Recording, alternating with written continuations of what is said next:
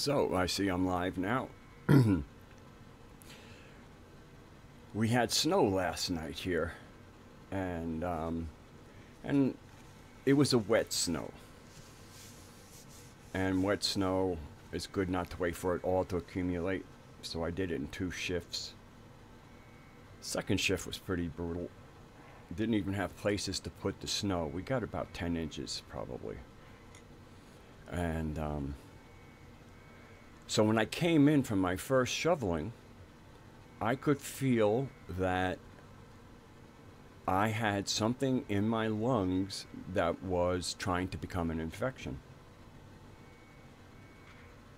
which I thought was very interesting because I had no symptom.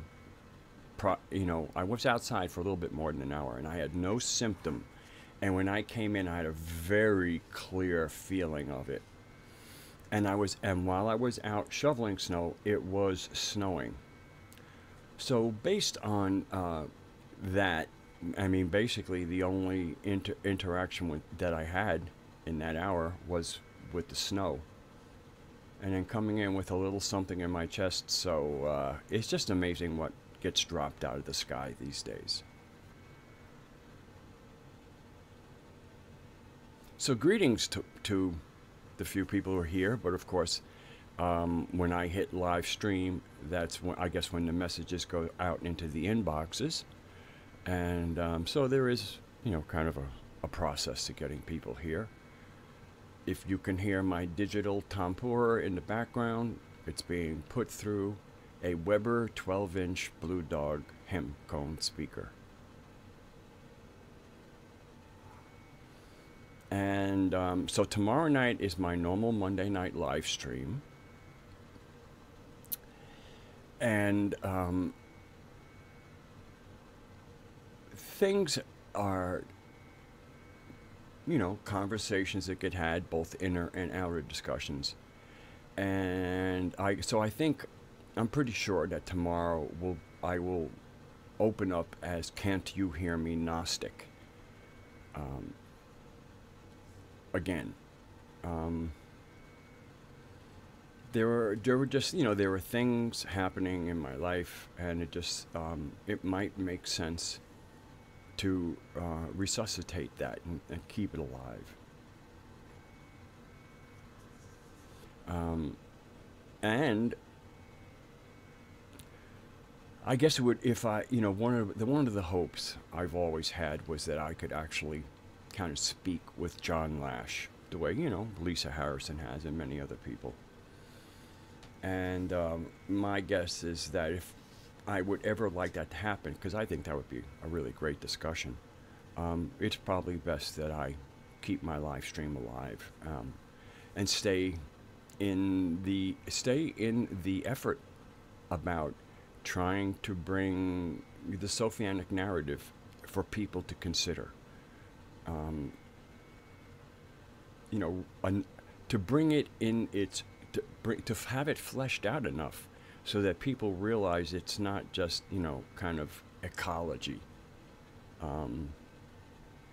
And it's also not a replacement from a certain idea construct of like one group of deities to another group. It isn't a replacement, although because they're not the same. But the psychological center point that we kind of work from, that's what happens, is one gets pulled out and another one gets replaced in that psychological spot. But you can't, the motifs are not the same.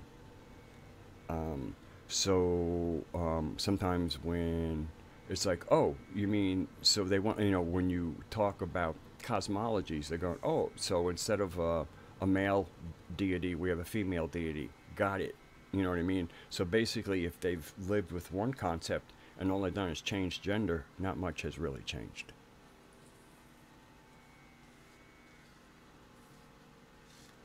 And, it was Sunday night, and the reason, okay, so let's see. Why did I call this the event? Well, that's the whole purpose here. I mean, besides getting together with people. So far I'll say hello to Juan and Doc Illusion, because that's who has told me they're here. But hello to anybody that's here. And then when I know your name, if you weren't, I'll call you out. So anyway, there's just, I've heard about this thing, the event. And I was watching the last Deconstructing the Matrix with Lisa M. Harrison that came out, I think, just today or yesterday. Very, it's very timely. And how listening to how she is putting together the last year, couple of months, and tying into something called the event. And so, so I had listened to a quick one about the event. It was like a 6-minute one about the event's going to kick our ass. And I listened through it, and it ends with love is going to kick our ass. And for me, the real love, not eros, not philos, but agape, that will kick you on your ass. But it's kind of like being hit with a really super kiss that knocks you on your ass. I mean, I get it, and agape and wisdom really are the same thing. So to suddenly have wisdom enter into your inner spaces to consider the world around you, it would knock us on our ass.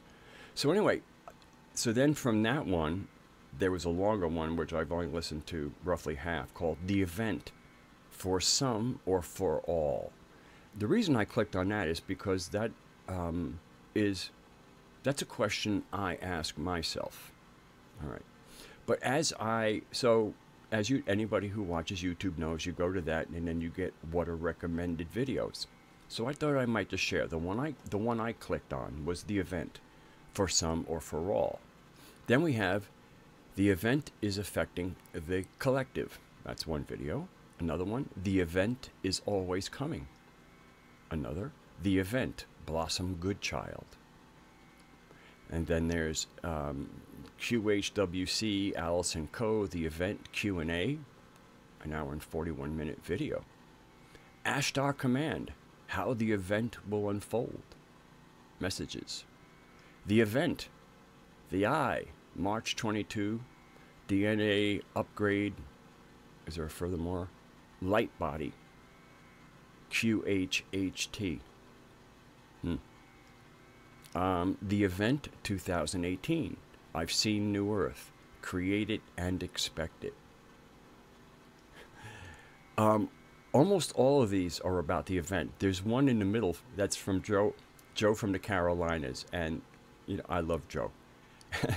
And of course, so the one preceding that was The Event 2018, I've Seen New Earth, Create It and Expect It. Then they recommend Joe, The Problem with Hoaxes, SSP UFO Alien Disclosure. Okay, next video. The Event coming in March 2018. Lightworkers Connect, Brad Johnson discusses The Event. The Event 2018 is incoming, and there, in quotes, attempts to distort and direct. The Event, My Experience, March 20th, 2018. The Event, What's Really Happening and What You Need to Know About It. And then the last one is The Event, DNA Activation. So that's just one set of recommendations. Clicking on the video, is it for some or for all? So it seemed to me that the event is out there since we're all YouTubers, but of course the experience of YouTube, I mean, you have that right-hand side of recommendations that we all will certainly usually consider, but there's the ones you click on. So your experience of YouTube is largely the ones that you'll watch. The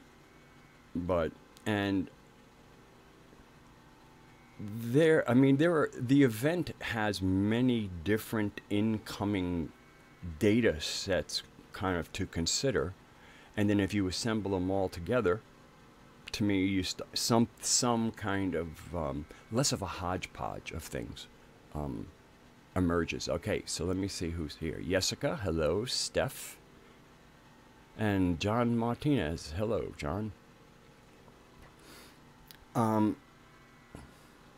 So I like to start from at least what I think is responsible, and that's if it's true, scientific. Okay, I like to start with the science. Just raw data to interpret, and then that's a starting point. Then we build out. If you use science as a starting point to kind of ground your mystic qualities, you'll find that science can serve us quite well. It's those who kind of have science as like, where the top of things goes. And that's where science gets silly. Hello, Truth Report. So if there seems to be some, let's say some scientific support for waves coming from the center of the galaxy. Now, from a Gnostic perspective, when you hear of things coming from the center of the galaxy, right away a Gnostic goes, oh, that's where we originated, in the pleroma. So, and since we have one of the aeons with us, there's this kind of contact. So we can certainly understand, and with the problem we have here with the demiurge and the archontic influence on humanity, things are kind of yucky. If you've heard of Q and what he's addressing, even if it's a fantasy, that fantasy is about the yuck. So to me, when I hear about waves coming from the center of the galaxy towards Earth, it's like, oh yeah, that is a very comforting thing, because nothing is going to be sent Earth's way that doesn't benefit the planet, the Earth. Will it benefit us? Well, if we're aligned properly with the Earth and its consciousness, of course it'll benefit us. If we're aligned with something different, I wouldn't say that there's a set answer. I think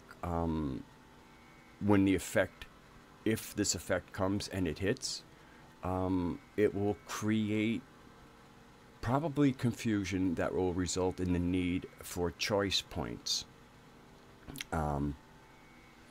But I think one of the things that,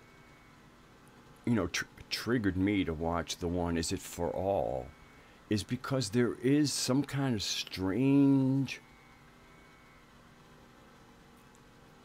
data set in the above the kind of, more dynamic data set. And I just can never quite get rid of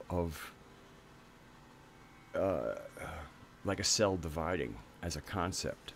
And this is something John Lash has also brought up. And when he brought it up, it was kind of like, when somebody brings up something that's been in your own inner thinking for a while, it explodes in a particularly rich fashion. Okay, let me just make sure hello, Kalendal, good to see you, that you're here.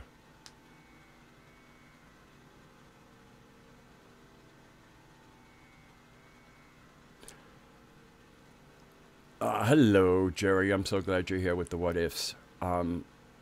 Yeah.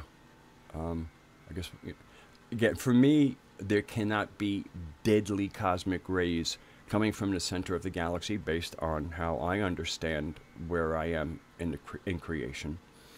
That the only way they would be deadly is if they were tended to be deadly because the planet has been made almost unlivable. But that's not the intel I get. Our meditations have payoffs if we're willing to trust ourselves and not what if it's all made up. That's a good way to stop progress.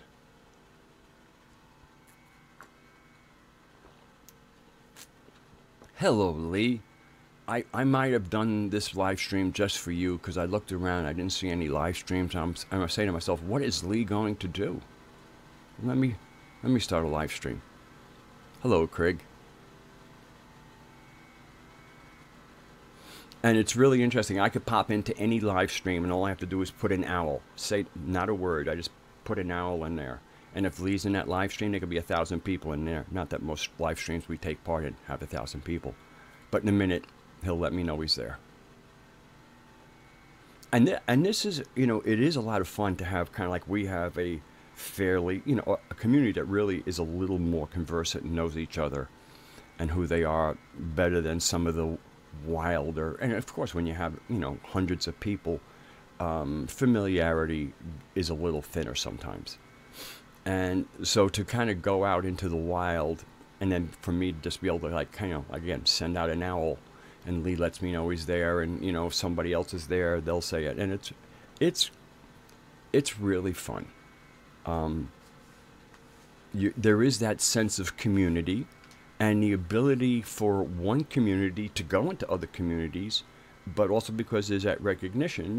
There's I think you all know there's a certain comfort with that, and it's just fun.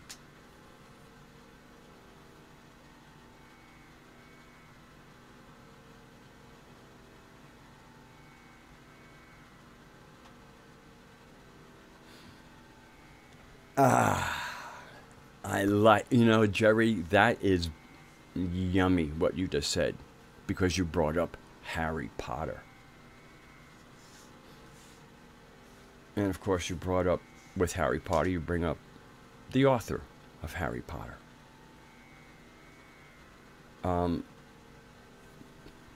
And I read every book except the last one. That was the only one, and I went and I would read the books and then go see the movies.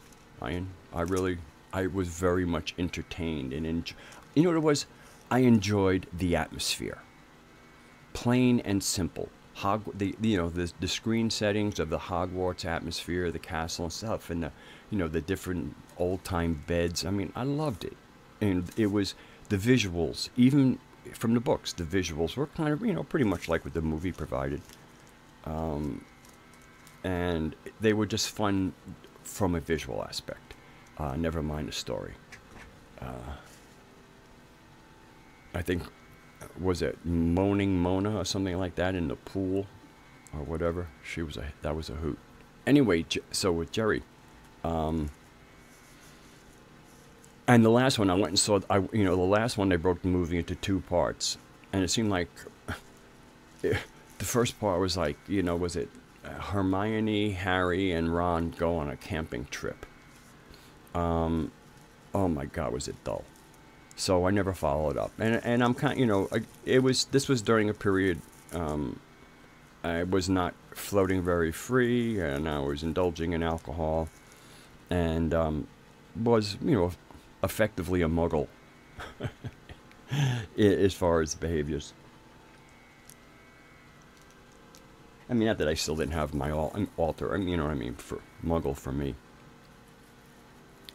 Hello, sunshine on. So if I look a little ragged, last night's 4 hours of shoveling heavy snow almost wrecked me. Fortunately, I came in, I took 4 valerian root capsules to ease the muscles. I took 4 ibuprofen, which is the original dose of ibuprofen when you needed to buy a prescription. When you need it, prescription strength ibuprofen is 800 milligrams, which is 4 of the normal 200 milligrams. So I took 4 valerian, I took 4 ibuprofen, and creatine. Just a teaspoon of creatine. I think this is on. And creatine is usually for muscle builders, but basically it's for helping to deal with the lactic acid that results from overuse of muscles. Okay, Jerry, that was for you. That's synchronicity bell. Anyway, so, but my energy, I really felt like I did a lot more than somebody's been sitting in a chair for a few months probably should have done. But I measured myself. It wasn't to go out there and prove that that there was a certain work level I could do. I got it done. Again, I'm 65 years of age. I don't feel it, and that was the beauty, is that Any of the difficulty that I experienced with shoveling snow had nothing to do with at 65, but the fact that I'm not doing as much at 65, so, you know, I don't quite have the same muscle thing. So that was part of the fun of shoveling. It's like, well, here's one way to get some work done.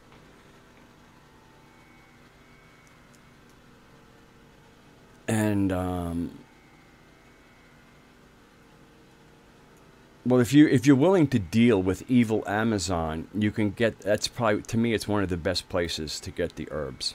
With all, it's really interesting with all of the silliness, you know, with the Codex Alimentarius. Certain commercial places don't want to get involved in any problems. Amazon can afford, has the lawyers to keep the silly stuff away. So there are if herbs are still legal, and most of those class of herbs are still, Amazon is a good place to get them. If you're willing, you know, if you're willing to let the devil provide you with what you need, it's just something to think about. Hello, is Mari here? Hello, oh yeah, hello Mari. So, so Jerry brought up Harry Potter. Now, it's really interesting. You know, there are a group of people who, hundreds at least, if not thousands, but more like, I would say hundreds, who kind of participate in a community that's sort of a community which would be around John Lash. But a lot of that, again, commenters are like kind of like their own community, and they get it or they don't. You know, and there's a whole kerfuffle around certain things, and Harry Potter's just, we could say, tangentially applicable in that kerfuffle. I hope everybody here speaks at least that level of Yiddish to understand kerfuffle. And the beauty of Yiddish, even if you've never heard a Yiddish word, they are probably, the words that I know in Yiddish are so rich in onomatopoeia. Ooh, how's that for a word that I learned probably in the 4th or 5th grade? They taught that, or, you know, yeah, I think it was like maybe the 5th grade. Pretty sure it was in grade school, but they taught us about, you know, things like onomatopoeia. So hopefully everybody knows what onomatopoeia is, since it was learned in grade school. It wasn't, you know, it's not like college level word. And so anyway, Yiddish is so rich in onomatopoeia that, like, in other words, if you say kerfuffle, you kind of, he's like, I never heard that word, but it sounds like, you know, like, well, kerfuffle. I mean, even the soundings of the word, you kind of like get it.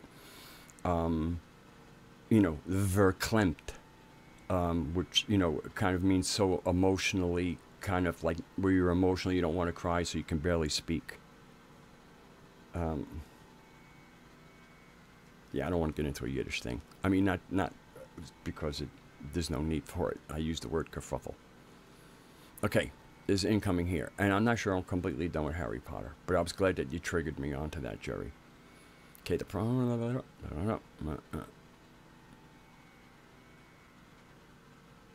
Yeah, this is where growing herbs, I agree with you, Jerry.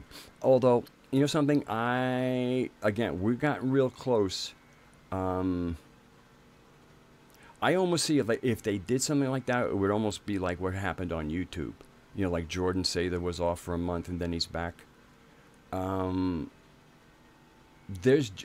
seems to be enough awakening that things don't get done without and nobody says something. There's at least enough awokeness or wokeness to create, I guess, enough of an irritant backlash that it's going to be like, you know, we take some and then we give it back.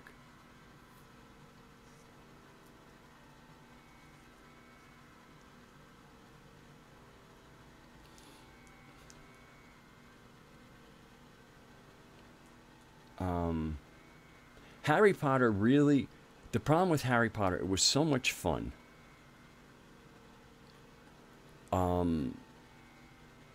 that it really hurt magic more than it helped it. It was represented so irresponsibly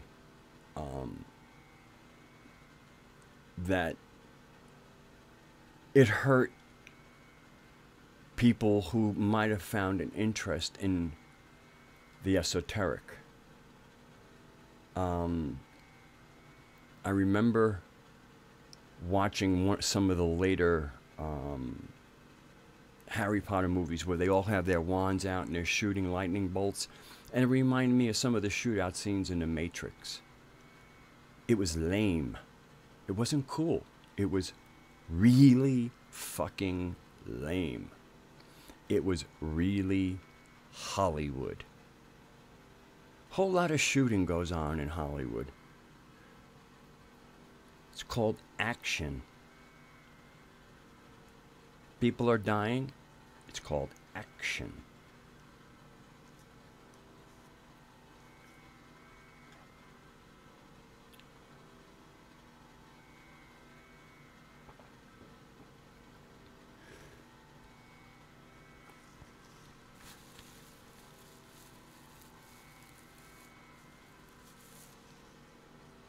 Even something I would like to tell you, Jerry. I wasn't sure. Was I riffing off a specific movie? Wait. Oh yeah, Harry Potter movies. The ones like, especially towards the end, where they're really going after the Death Eaters, and so you got people on the dark side, people on the good side, and instead of guns, they have wands, and maybe some of them are able to do some kind of special, big charge like you'd see in a video game. Video games represent magic pretty irresponsibly too. It's all part of the same mechanism. But again, I enjoy the atmosphere. Well, I like Ren fairs. I mean, look, the way I dress, the clothes I buy, where I buy them.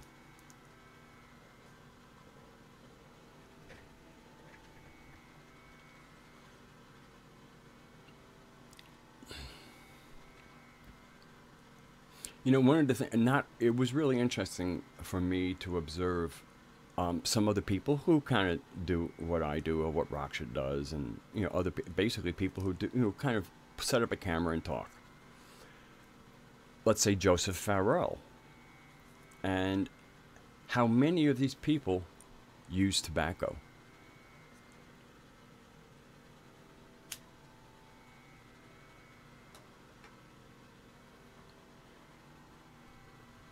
There is something in tobacco and communication, which is why it was part of the peace pipe.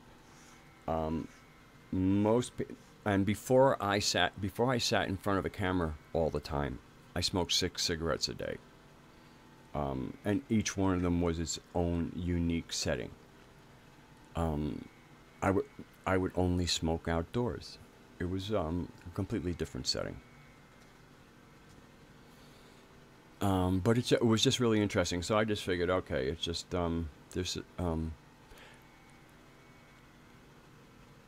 there is something like when I would go at Omega, we had smoking areas.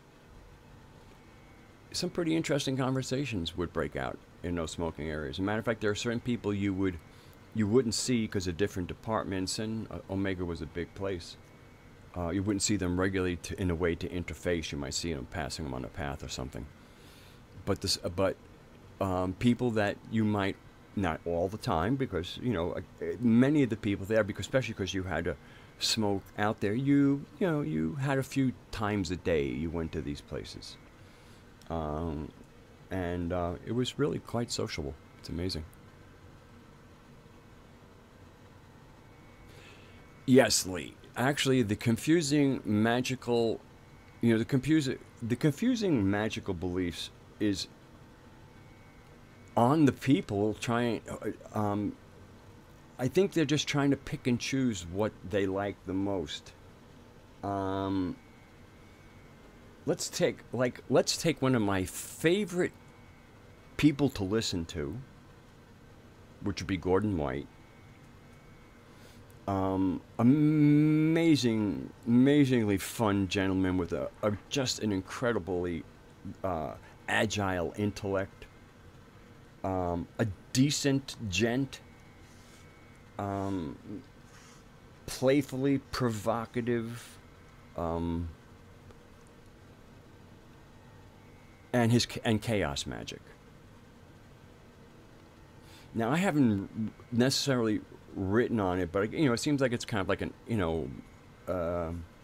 play with the different systems, and basically get your intel. There's a certain kind of we're humans. We can handle even the jerks. I like where he to me he represents who we are as humans. Like, he represents a really good gnosis of a human. Like him a lot.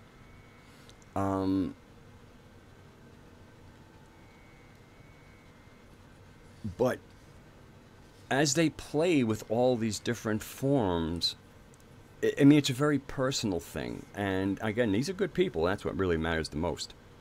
But especially from a Gnostic perspective, we are in a specific magical setting that has been intruded upon. So we have the original setting with its trash and the flies that come with that trash. And those flies would be the archons. Especially the little pesky ones. And there's kind of there's kind of like a leveling of that, but I don't want to. They're meant to be ignored. It's kind of like you just recognize. It can really be very simple, but it's only simple if you're done what ifing them as part of our reality. If you're still going what if, you'll be impotent, because what if is not, you can't stand on a what if. All right, it's your experience, it's your gnosis that is your grounding. And if you're still what ifing your gnosis, you don't have a gnosis. Now, the gnosis is left exposed to incoming data that could kind of, in certain ways, make you re-examine what it is, but it doesn't come with these whole created what-if scenarios that almost seem like just as a counter. And when you realize how the archons enter our mind, what they would do is bring a counter what-if into things so people don't get to the ground. Hello, Fractal Truth.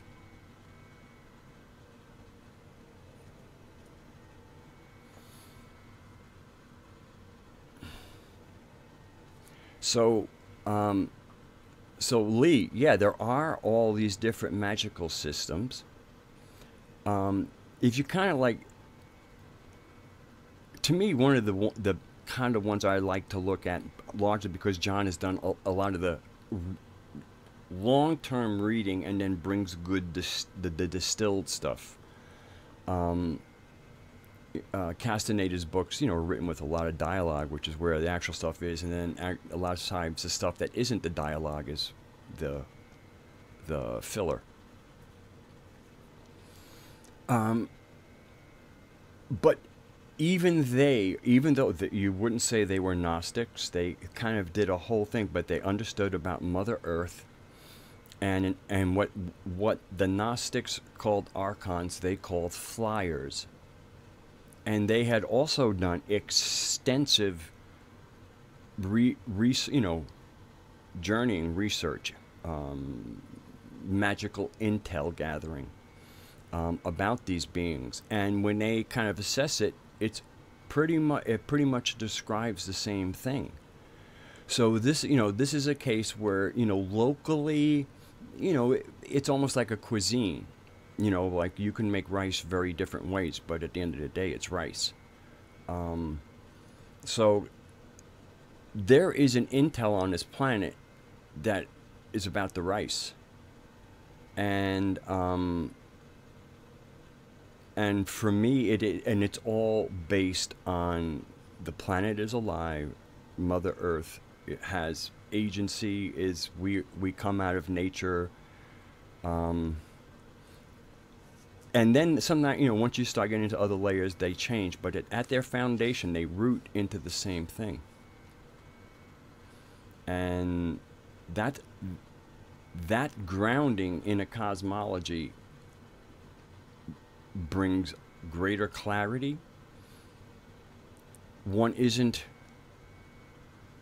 isn't as confused or is not confused at all, because being plugged into what the real world is, the things that are not look different. And you have to look hard, because most of the things in our world are fairly screwed up. So you actually have to look sometimes for the contrast of what is natural to even contrast it with what isn't real. That's how sad the state of things are on this planet.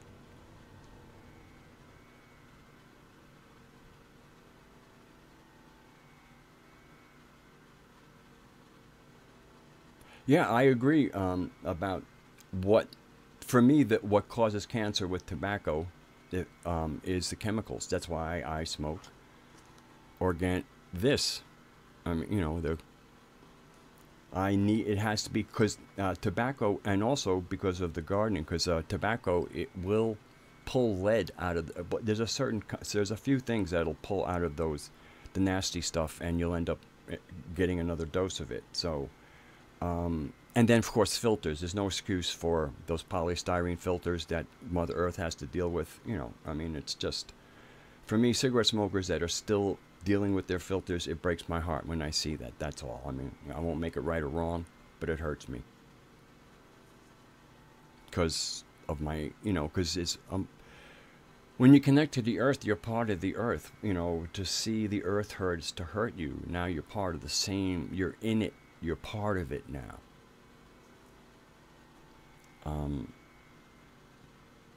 And it's a different perception. It is a completely different, it's a major, I won't say, but man, it is a very different worldview. And it's a lot less confused, because what ifs can be checked out as they're incoming. And because what you have finally gotten to is so solid that you have a certain solidity that has connected you into all these things. As you opened it up, the gifts were just ridiculously incoming. And it's difficult to share them, because you will sound crazy, or it's just, oh yeah, vision. So you contain yourself to actually keep your street cred.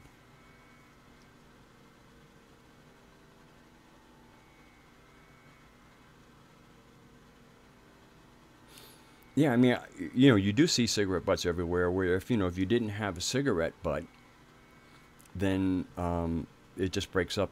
People step on it, it becomes paper or whatever.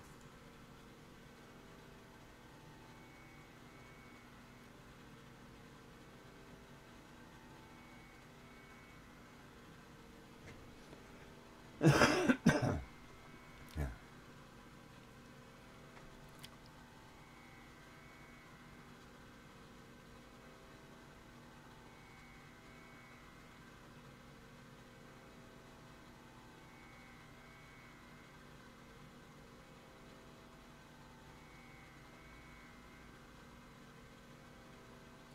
Well, sunshine on. I've never had a single consideration of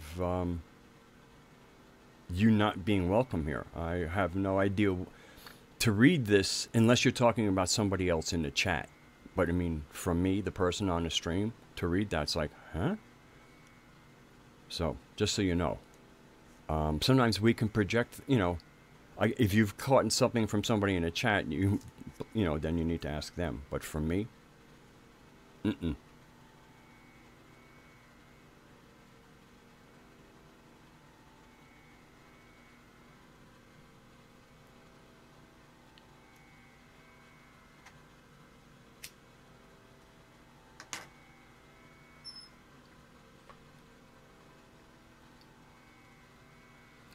I light the cigarette off screen so the light flare doesn't get involved.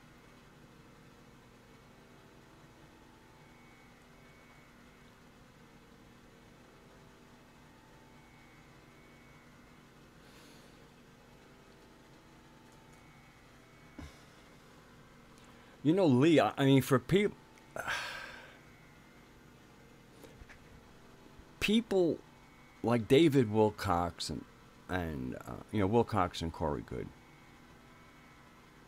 they're kind of like, you know, the McDonald's of New Age. The McDonald's of, it's where the woke as fuck people go to eat together.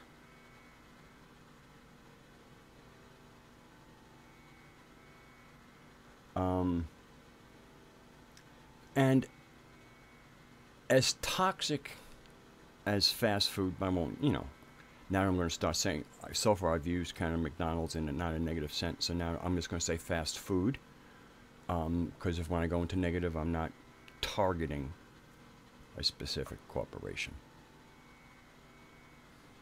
You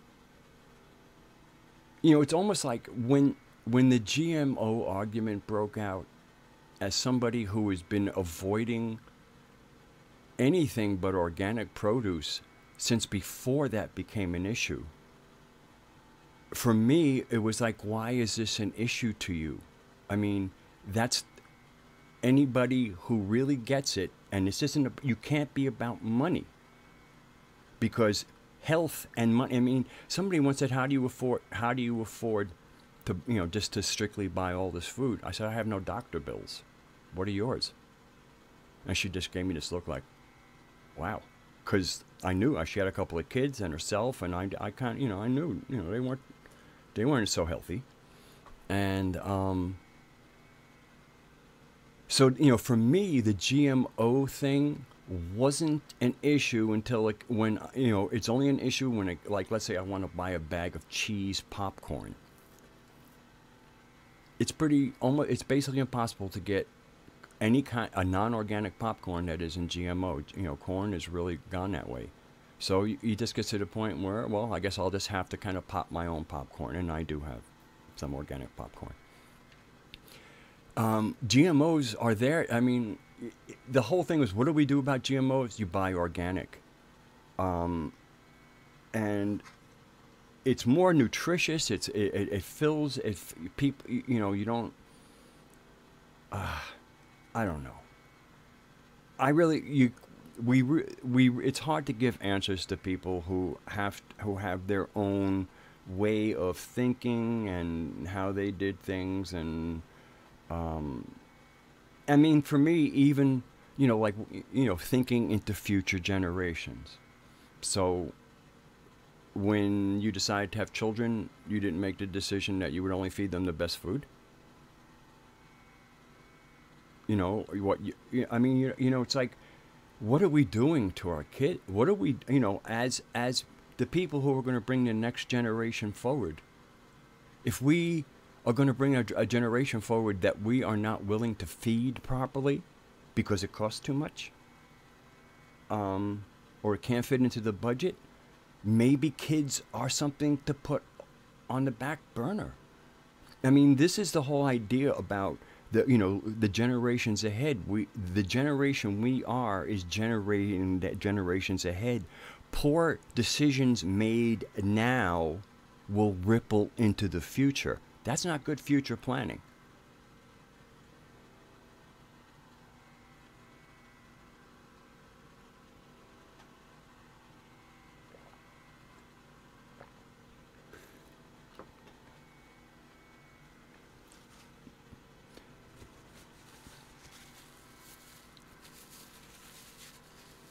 No, I've heard that a lot of times, fractal truth, about what you're saying. I mean, I understand the room for doubt. People, you know, something. I can taste the difference. I mean, I didn't. Matter of fact, there were certain things I didn't like until I tried them organically, and I went, oh my God. Green peppers, organic green peppers taste like non-organic red peppers. They're sweet and not bitter. But they have that green flavor. There's no difference between, I mean, I can tell an organic broccoli from a non-organic broccoli at the first bite of the floret. One tastes like gack, and one tastes like broccoli. Yeah. Organic are nowhere near as sweet as non-GMO.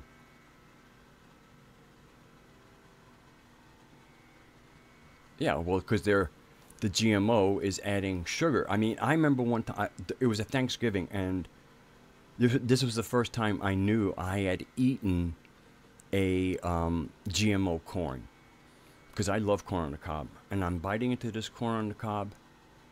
You know, of course, what do? You put some butter on it, and you put some salt. I've eaten plenty of sweet corn in my life. I know what sweet corn tastes like. I bit into this sweet corn. It was like somebody had sprinkled sugar, regular white sugar on it, not turbinado even. This tasted like I was eating candy, and I didn't finish it. It was terrible. It was horrible. It was, to say it was, oh, isn't it sweeter? It tastes like fucking sugar. Nature's sweet doesn't have that isolated, that nastiness of, that sugar has in it.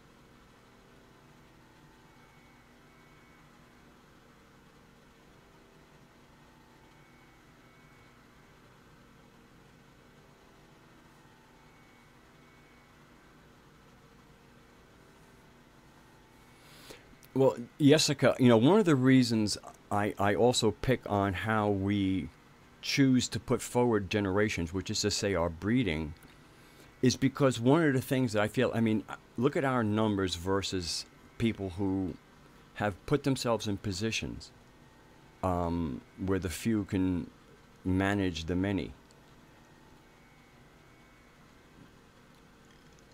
They, there is something that doesn't cost us anything, basically, and it's kind of like, what, when you pick somebody to bring forward another generation, what are you? First, you're the first consideration. What do you bring to the gene pool? I mean, as like I brought my aspiness, I brought my Asperger's to the gene pool. My son is an Aspie.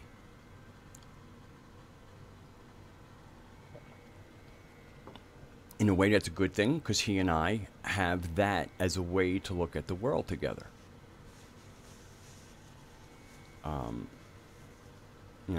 For his mother, he's a special needs. He was always been a special needs child that she was burdened with. As a son, but special needs child, because that's what he got. That's what he was politically named. But there are all ways that, with a little forethought, and especially since we don't have an inbreeding problem, it's a general thing. I mean, it can happen locally. It's not it's not really a consideration for the greater population. But we could be bringing forth some pretty incredible people if we would allow that to come more into our thinking. Okay, good night, Jerry. Thank you for coming in.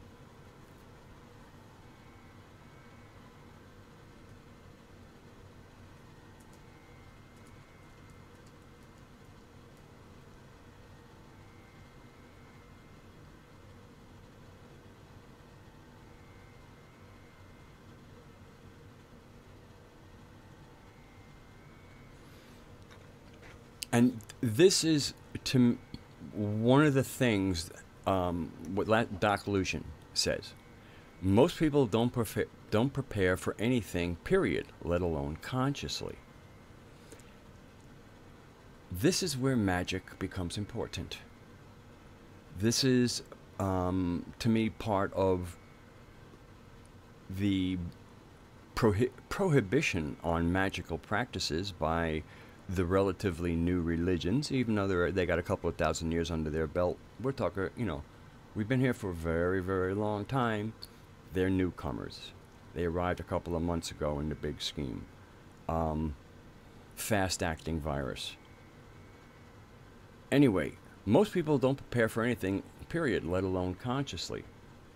If we were living, if we were back to our normal setting, which is that we're in a physical world that is part of a supernatural world, and there's kind of a little splitting of consciousness to negotiate this, but it's kind of part of how we naturally are if we're not misdirected. And as a culture, we've been seriously misdirected. And so when you learn how our thoughts and things generate what we will be bumping into in the near and sometimes not so near future. In other words, and also with magic, where you know, if you want something to happen and then you wait for it to show up to know that you were successful. This is the exact same process to being conscious in this world. There isn't a lot of difference cognitively between the two worlds. It's the how we get the data, the sensory perception that is drastically shifted. But we kind of have a shared cognitive point of both of these worlds. So you know, when I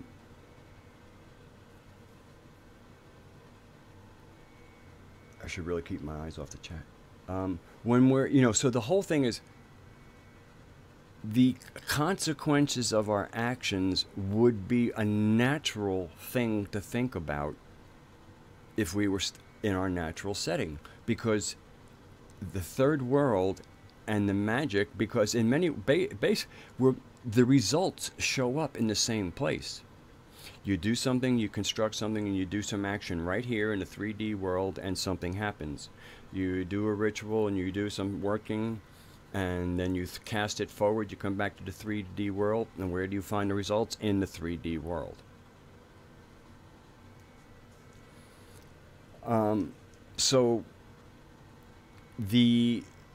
once again, we exist energetically in these two worlds.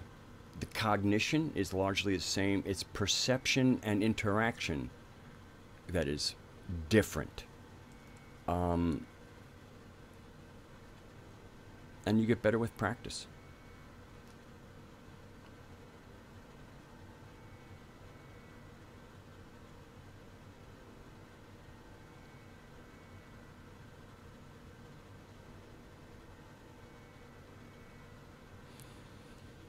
Jessica, I was in the supermarket 2 days ago. There was a child who couldn't have been 1 year of age, and he was sucking on a lollipop that was just huge. I guess it was to replace the pacifier.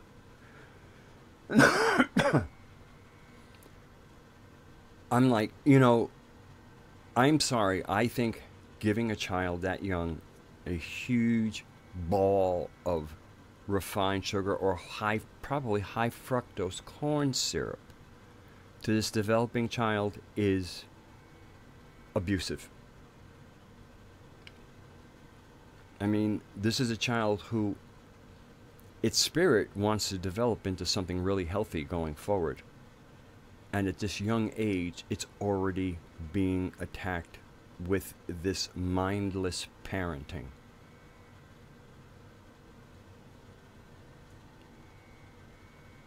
That is the masses.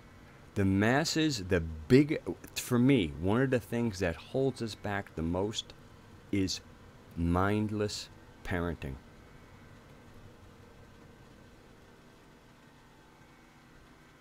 Some families make great and provide and grow up wonderful families, and they didn't plan it. Somebody got pregnant and they just went from there, and everything worked out incredibly well.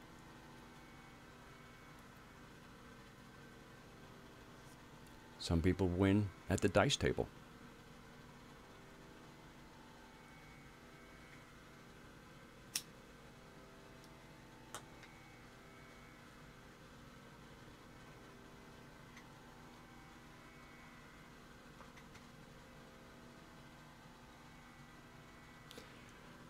I think the whole, never mind Santa Satan, the whole Satan issue is one of the, to me, one of the richest things standing in the middle of everything. It is very useful to get rid of either the proper name or the honorific name, and realize also that the word means adversary. When you always presence that whoever is supposed to be wearing this dishonorific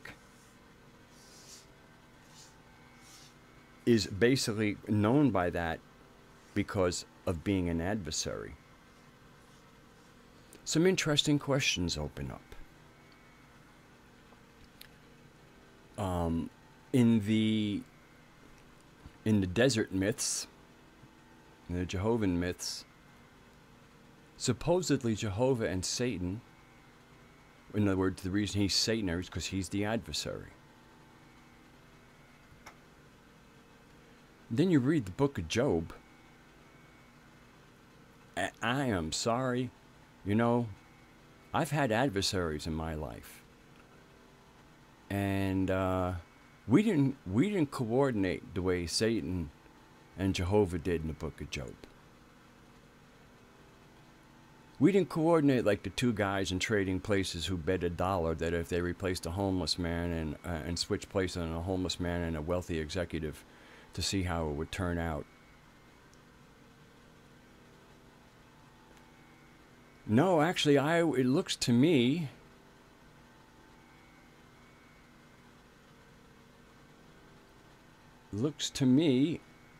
that if Job had an adversary, it was Jehovah. Nah, he ain't done enough. You can go ahead, hit him a little harder. I'll show you what he's made of. He's mine. Go ahead, hit him up. Go ahead.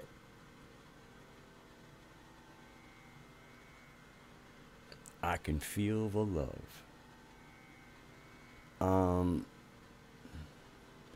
You know, and then apparently when Jehovah's kind of emerging and stating his, you know, kind of claiming the ground for himself amongst the other gods, there'll be no other gods but me. And basically he's kind of stepping out and saying, all right, the rest are declared clowns, I'm it. That's pretty adversarial to the rest of the gods.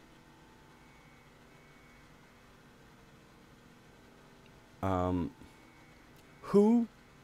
I don't know. I mean, I've kind of said it a little bit in the past. I don't know that I want to go there, but at some point, somebody needs to say, and it's getting said in a few places. The real identity, if they're, you know, in a way, you know, as far as an energy identity of what this adversarial energy is. Let's just call it the adversary now, okay? But we're talking about an adversarial being.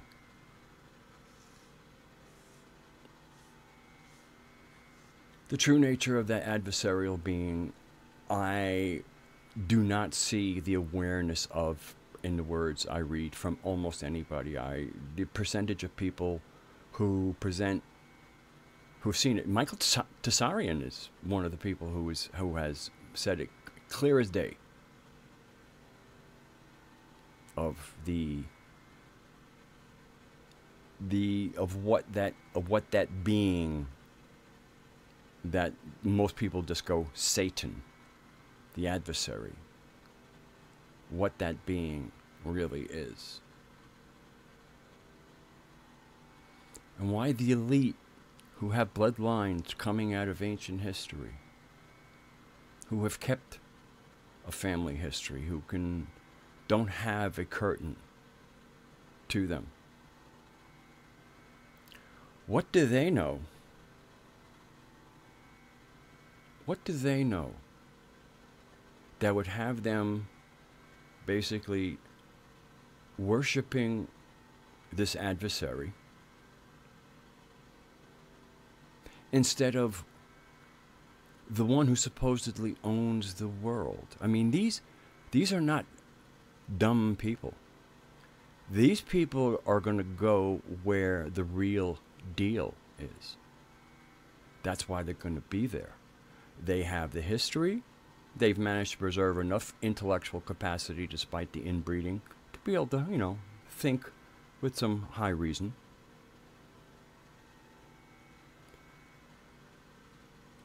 So, although people will say they're Satan worshippers, and they might even tell people, oh yeah, we worship Satan. Again, you know, the real name is probably something they don't tell everybody.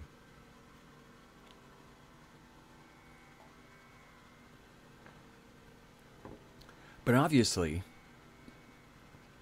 this being the deity that they worship, they have been worshiping for thousands of years.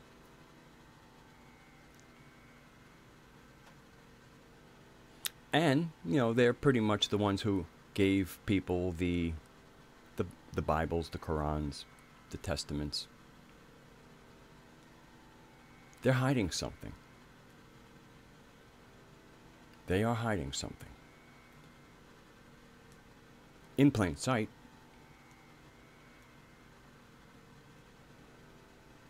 But it is really best, I feel, for people in their meditations to find out on their own, to have revealed to them personally, to have as their gnosis, who's this Satan character and who's this Jehovah character, and if they're not one and the same.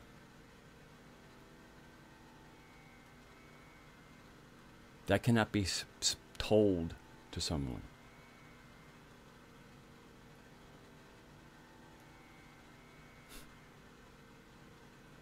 Steph, you bring up names, and I'm speaking of cosmic energies, and you bring up a name that is from the left side of magic.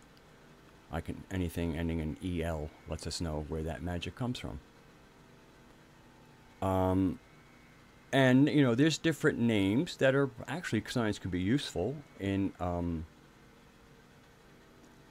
identifying this subcategory of the demiurge. The ones they call the archons. You know, kind of the princes, the knights.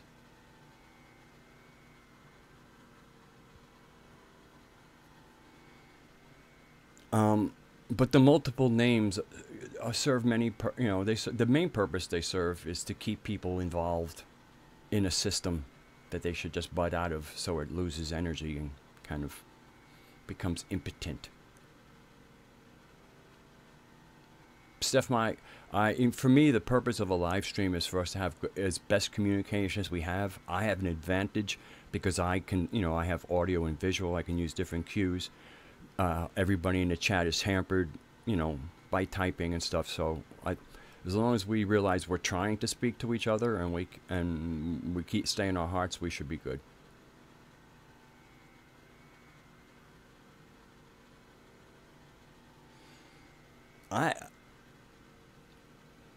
You know, quoting Jesus again, how I hold Jesus in the mythical setting, I like, you know, we'll say, you know, something attributed to Jesus.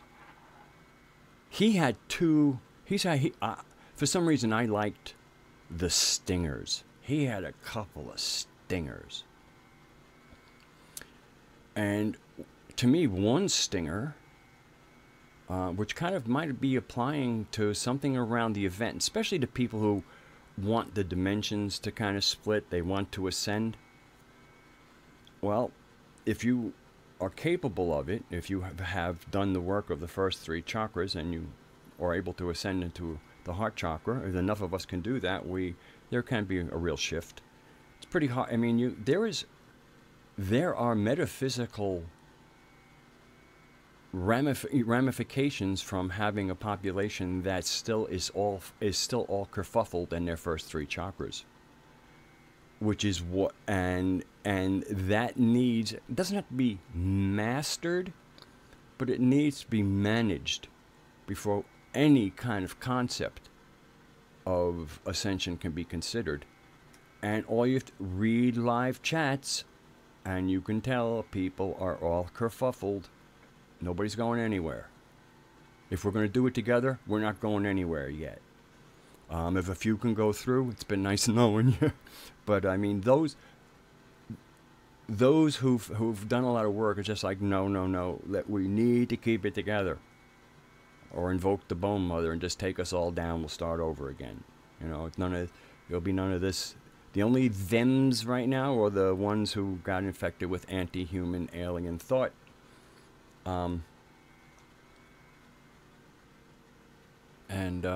You know, are currently controlling things. Oh, I'm writing a song. I'm writing a song called Go to Your Room. Now, you know, right, when we were kids and stuff, you know, if you were bad, you know, again, let's not bring in the trauma of corporal punishments, all right? Let's just leave that out of the conversation. I hope not to see any of that in the chat. So if you were bad, you know, go to your room. All right? So, basically it means you've been bad, a little bit of shame, go to your room. Being in the doghouse.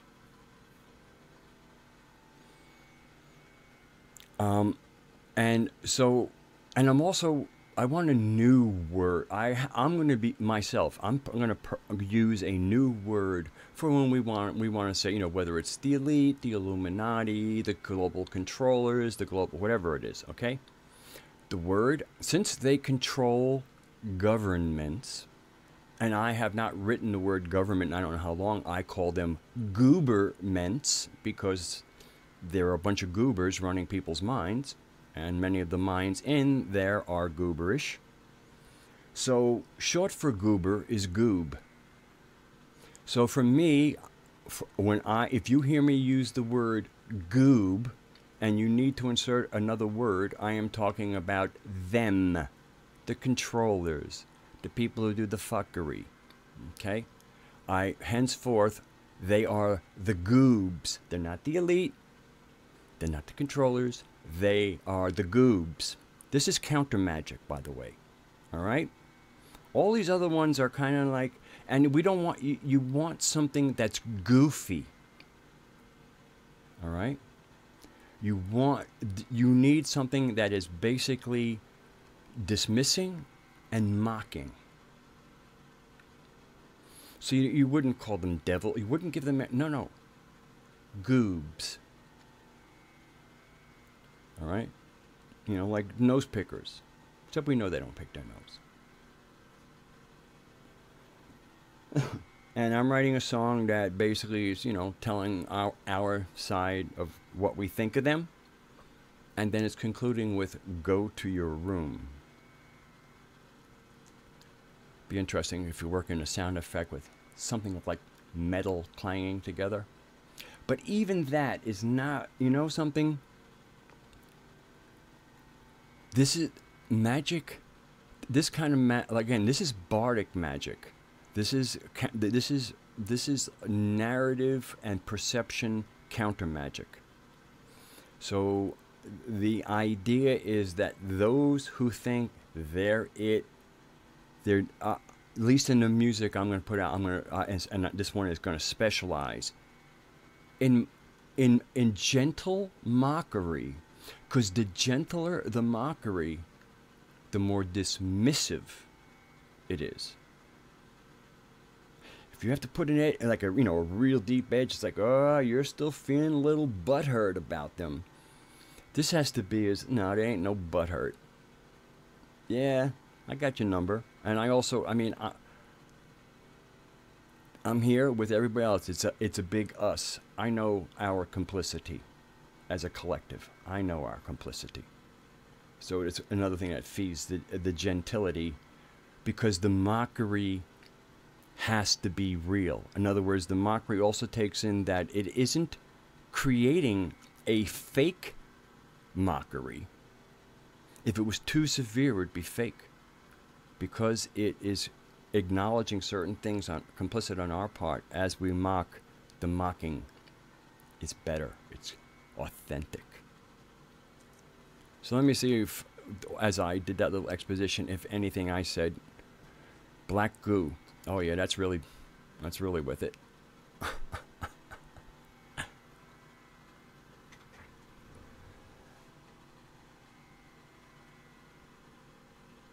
Yes, yes, yes, Jessica.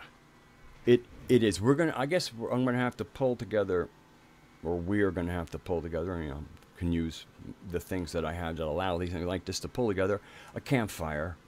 But I wanted to I want to pull together a campfire where it's about bringing forth the stuff that's happening to us, so that we can compare notes, not hang out. It's like I need to unpack with I need other people. Like, you know, we all put our packages and we kind of unpack them and work with each other.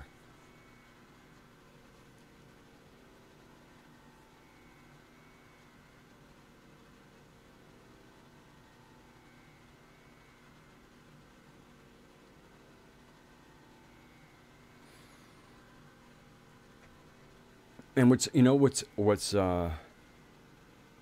I was glad, you know, like I've been with you, Jessica, you know, and after, you know, in the chats, you're one of the people who, after like a live stream that Moose does, will join in the Hangouts.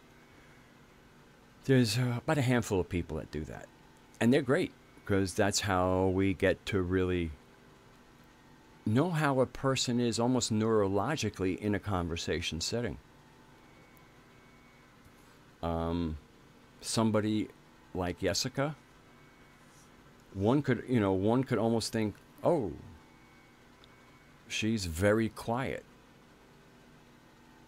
But when for me sitting there, when Jessica finally does speak, it's either always a good statement or a really rich question, and more often statements than questions. And I just really enjoy that she's content to use her time to say something that's important to her or ask something that's important to her, and not just create conversation. It's really a pleasure. So thank you. And then, you know, last night Doc was giving you crap about being quiet. Of course, he's a young man, so he's still there's a lot of that towel snapping humor that comes with testosterone. Again, I mean, from experience, I speak with great empathy and compassion and understanding it.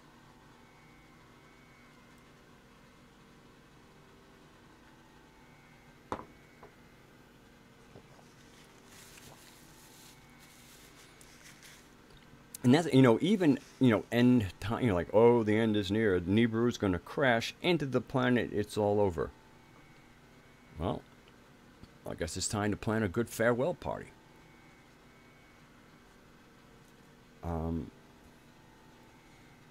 Ancient people were really sure of their continuum, and were not so easily intimidated by having Thanatos gently, or if, you know, at least from the perspective of release, joining the other side. Thanatos is the name of the Greek god of death. He's a very kind and gentle deiform. Nothing like Kronos, the Grim Reaper.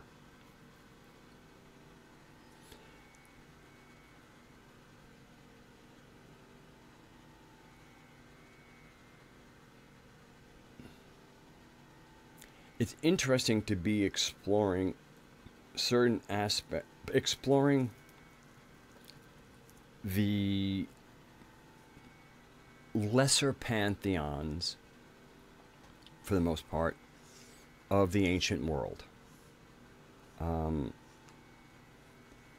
Because what happens is, you know, you kind of have the official state religions, you know, they were polytheistic. So they kind of represented the true kind of archontic energies.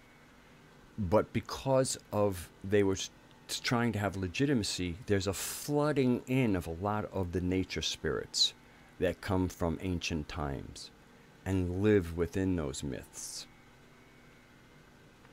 And finding them is fun. And for me, finding the ones who have been with us before the invasion is to me a great magical practice. And you can do it by kind of, waiting for either names to trigger you, or just, maybe going to mythology.com or something and look specifically at the Greeks. The Romans borrow from the Greeks. And, you can, if it's there, if something from a Roman is there, I'll read it. But the Greeks were, from the ancient world, the Greeks is where the rot's starting to set in. So because the rot is setting in, but things have not gotten rotten yet, there's a richness that can emerge there.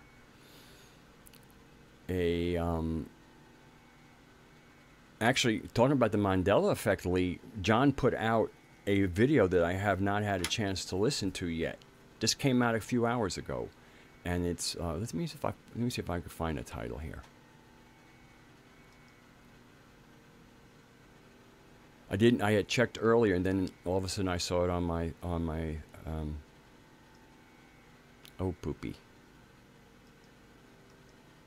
Give me a moment while I go and search. Maybe it'll come up on this one.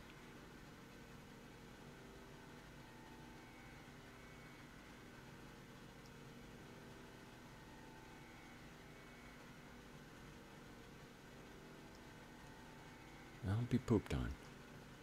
Oh, yeah, it all depends.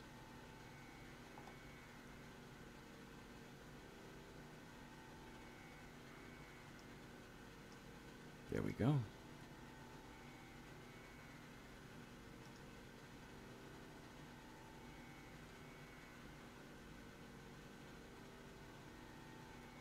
Holy. Okay. A video that I saw that I was waiting to watch seems to have disappeared.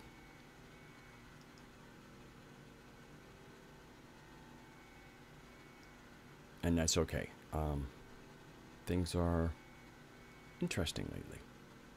That is. But he was supposedly he was explaining the Mandela effect. Anyway, let me get back. Let me get back to the show, since I got lost for a second there.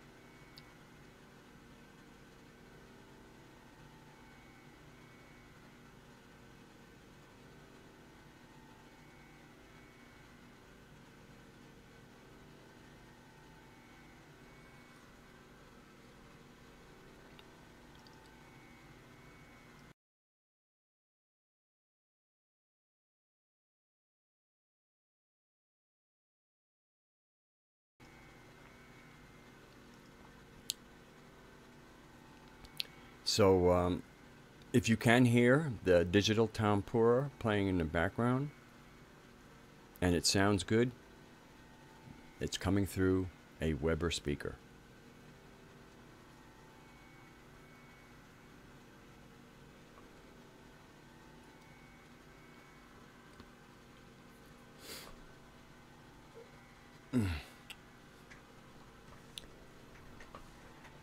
So, where was I? What was my last rant?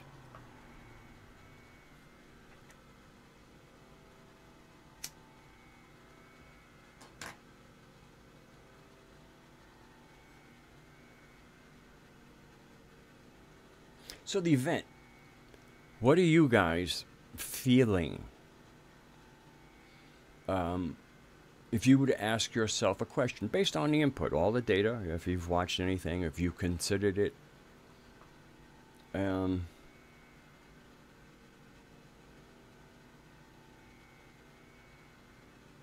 think anything's do you feel something building? Do you feel there's going to be kind of like a galactic wave, a galactic, tsunami?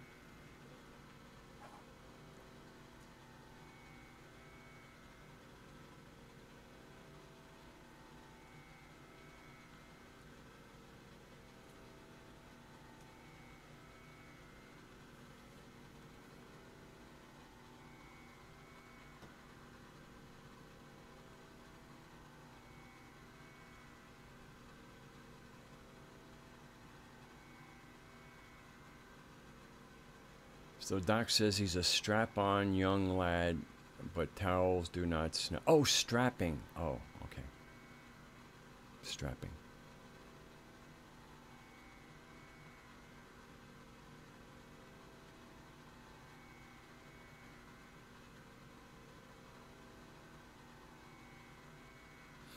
Oh, I read that one, Suze. I've listened to that one. There was one that I just saw. I mean, and it was on Mandela Effect Decoded, and I could have sworn I saw the words "new," and I was like, "Ooh." I mean, I love it when John puts out a video, and I've been really enjoying the radio Gaianum or Gaianum broadcasts. It's really great to hear John in that setting. And to hear him, how he relates to the people, and you can really hear the ease and joy in their relations. I really enjoy, and it's kind of taking me back to the times when he didn't have put videos out. I guess he had either on, I think it was on Gaiaspora.com. He might have put out, as he put out his audio videos, they'd go up there. But we'd also, those of us belong to the GNA, would get them emailed to us, and for myself, I'd wait for the email, and then it'd be like that. That was what I would kind of snuggle in with and get the latest intel on Sophia's correction. It was an incredible time, and so listening to these new Gaianum or Gaianum radio Gaianum broadcasts has really been fun. I like the informal setting, and it's nice that he's talking to people that really get the narrative. He's had very respectful interviews with Lisa M. Robinson, but it was she was kind of like learning the stuff for the first time. He had a really good interview with Max Egan. I really enjoyed that. That was a good one.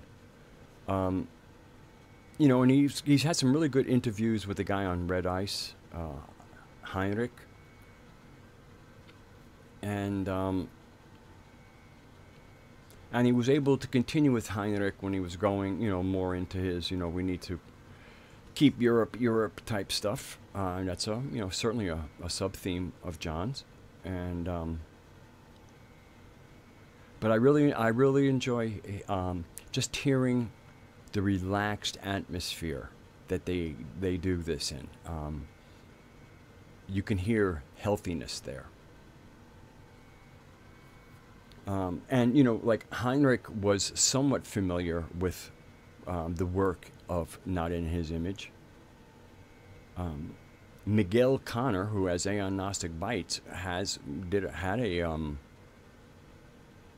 interview with John Lash, and based on the things, where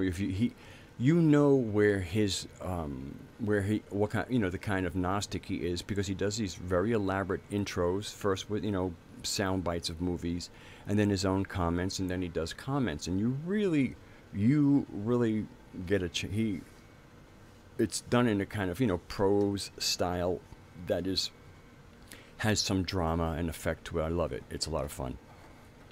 But you get an idea of where his gnosis is, and it's interesting. Confucius in his lifetime had met with Lao Tzu, and after he was done with his meeting with Lao Tzu, he said, "I have met the dragon," is what he said of Lao Tzu. And I won't, John Lash is not quite the dragon, but he's certainly like a fountainhead. And I was just really surprised that that a Gnostic like Miguel had a chance to really, mix it up with John Lash, and seemed to, as if it was just another interview. And I don't care, when you speak to John Lash about Gnosticism, it's never just another interview. He's not coming with what if, or, he's saying, here's what we had, to the best of recollection and current ongoing shamanic intel.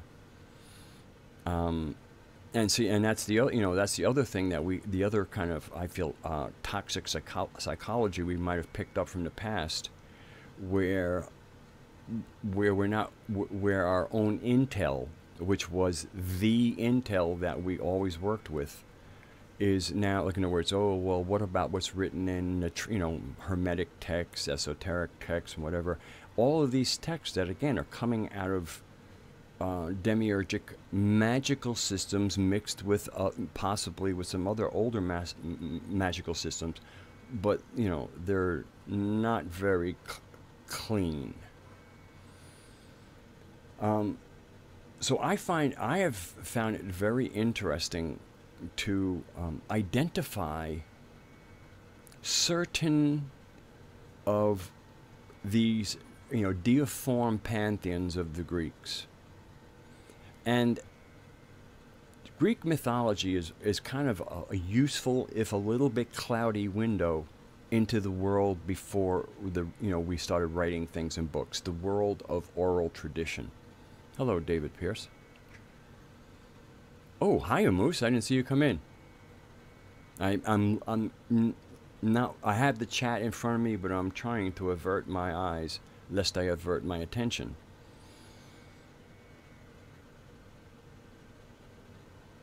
Which I just did. So, combing, yes, the ancient world.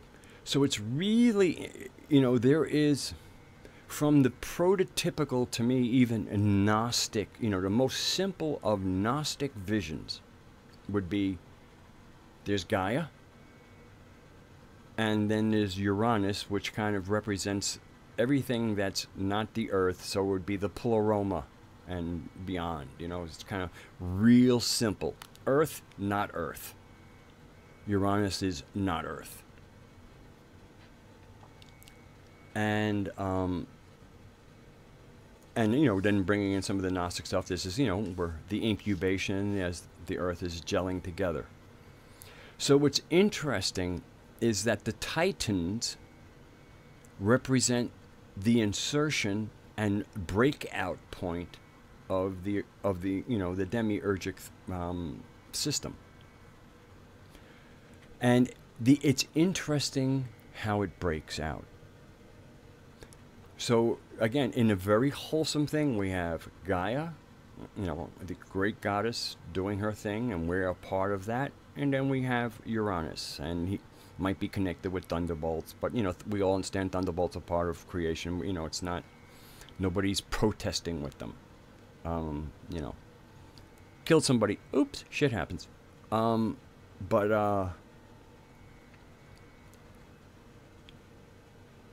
So so how the original wholesome, beautiful cosmic egg cracks is the insertion of what was happening in that divine setting.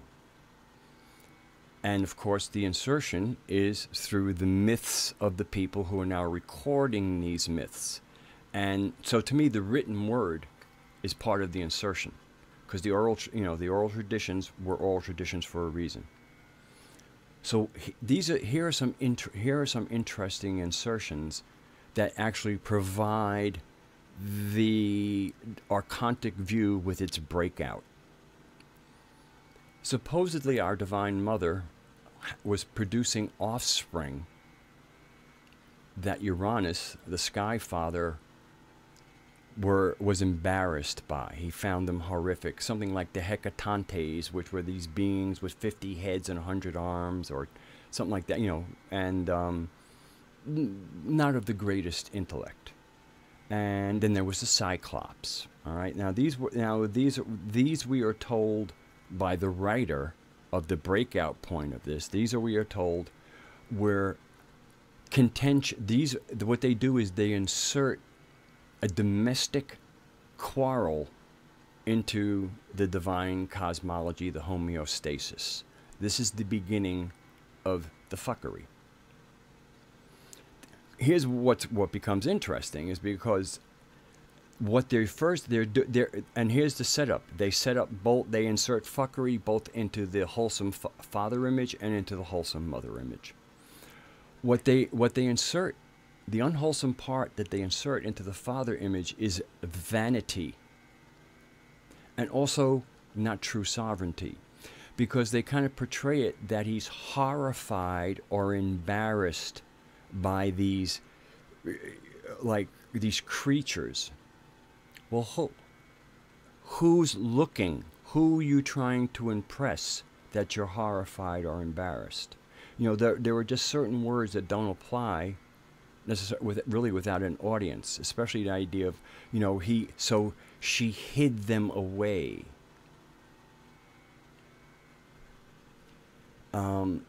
So here's what the first insertion is the vanity, very much like Jehovah. So we're basically, you know, I'll have no others, you know, like this whole thing where there's just this egoic vanity that inserts itself. It's not the full-blown psychosis yet. Now it's just that one of the deadly fuckeries of vanity. So what happens is now they start casting negativity on our Divine Mother. She's upset that Uranus does not like her children. You know, she's kind of, you know, upset and insulted. So to me, here's where further insertions come in. Kronos. And this is what makes the breakout all the more interesting, why we need to, I feel, if we're looking for what is natural, what deiform energies emerged out of that primal cosmic egg and are still present with us. And we might be able to see the shadows, and many times even the exact names as this breaking out occurs. I won't ask if anybody's with me. I'll just keep talking because it'll be a video. So to me, what they do is, to me, there are her natural children, which they now set up is a horror to the father. And now the story people start inserting children that are not really her children and changing the narrative completely. One of these children would be Kronos, Saturn. Now, if you know the Gnostic story, the Earth, the Moon, and the Sun are part of the same system. All the rest is archontically created. That's the world that they created. And then, of course, we got the bullshit on this planet that they did through agents of themselves. But anyway, so we have a breakout here where, first of all, a non-child of Gaia is put in the mix. A little cuckoo laid an egg here. And conspires, and what they do to further demean the mother is they set her up as a conspirator with Kronos to castrate Uranus and for Kronos to replace him. So here's what I would call the Eve effect, where the wholesome mother is now a betrayer to her husband, and her son, who is, and with her son conspires to not only overthrow but to emasculate the primal father. Okay, do you see the setup here? Primal father has been made vain. Primal mother has been made resentful, and will even conspire in something that's, you know, as close to murder as you can get with one of her sons. Now, Kronos is not one of the naturally generated spirits of the earth, like the Hecatontes and Cyclopes might have been. He was an insertion. But the interesting thing, again, is how there is that the demiurge was the byproduct of the cosmic event that happened here that resulted not only in the creation of the earth, but also the creation of the demiurge and the archons that sprung out of him. So in a you know, probably not even too strained way, one could say that Yaldabaoth is her son. But he was left out there and not in the primeval egg. So what we see in the breaking out of the primal archaic stage of Greek mythos is Kronos is now a Gaian sun as opposed to an extraterrestrial sun. He's now in the nest.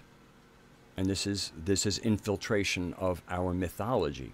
You take this outside agent, like a cuckoo, you place it in the nest, and now when the Titans finally break out, because Uranus has been castrated and Kronos sets himself up, okay, so they rule for a while. The way we really start picking out who's who is when you have the mythos of the Titans versus the Olympians. And I think one of the interesting things, because some of the Titans ally with the Olympians against Kronos. Kronos is the pivotal character for me in knowing who's who, because Kronos is Yaldi. And I mean, I could go into all kinds of things just with him being Kronos and the whole idea of swallowing the Olympians, being swallowed in time and then being released out of that time thing. But one of the quote unquote, see, Hecate has this very interesting multiple genealogy. And when I look at it, she sided with the Olympians against not the Titans, because some of the Titans fought with the Olympians, so the Kronos Titans. To me, Hecate is an example of one of the original wholesome spirits that was with us before any of the nonsense started. The triple face of the divine feminine. And the reason I even mention that is because as people start to explore, I just feel that if you work with what's wholesome, first of all, whenever we work, we feel, we're in an energy loop. We might want to wake up what was wholesome and let them know that we remember how we used to work together to keep this world a sacred place.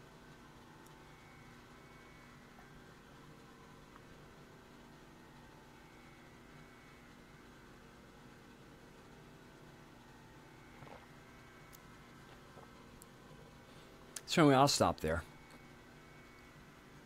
Came to felt like a natural conclusion. I'm looking at the chat. I'm seeing the last contribution Lee gave to the conversation, and Nanu, Lee.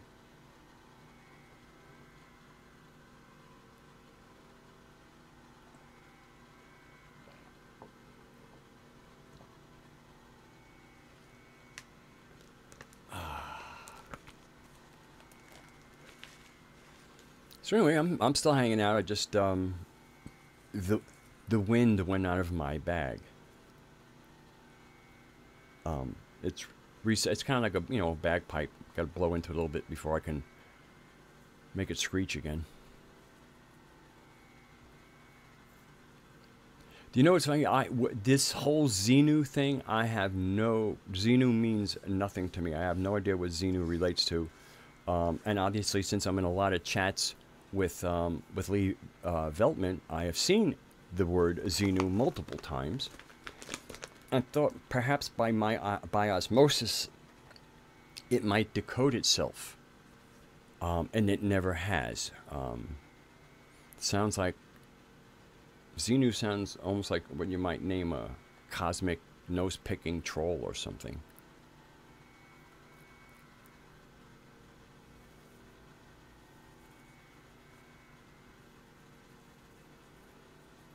Oh, Scientology, then it's definitely a nose picker, for sure. Thank you. That helps.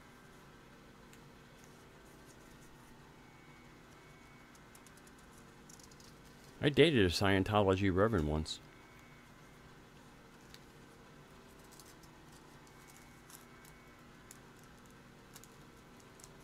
That was interesting. She was a server, a waitress, at the then Playboy Club. in New York, in Manhattan. I had just played a set at Max's Kansas City in Manhattan,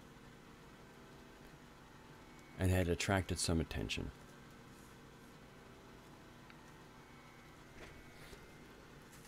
And that attracted my attention, and that was the last I saw of my acoustic 360 amp head. Was Manhattan, and I got distracted.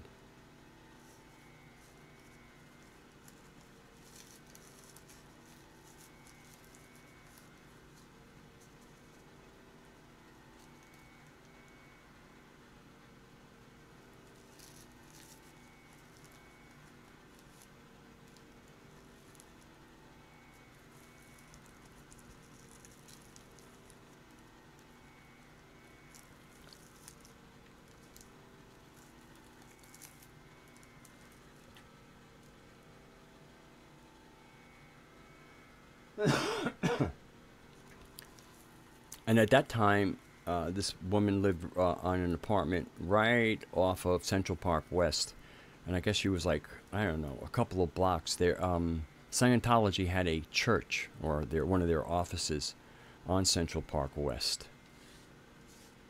So I guess and since her roommate that she got the room with was also a Scientology reverend, even actually of a higher rank, so I guess they lived nearby, so they could, be available. Scientologists are very attached to their belief system.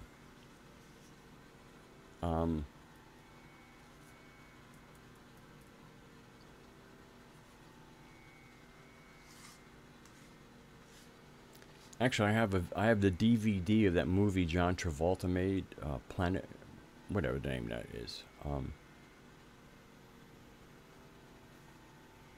I think, what's the guy? The guy plays with something Forrest. It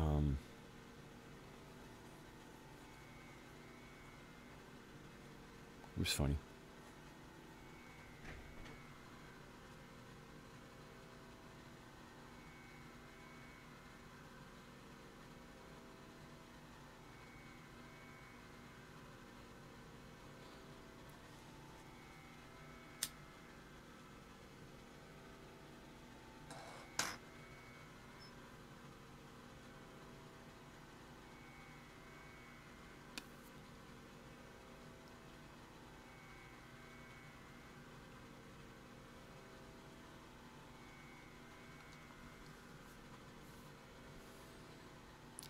I did set my amp up behind me, but I'm not sure if playing my guitar is really what I want to do. And I was going to do like a verse and bridge of this song I'm working on called "Go to Your Room," addressing the goobs. Hopefully you hear when I identified who the goobs are.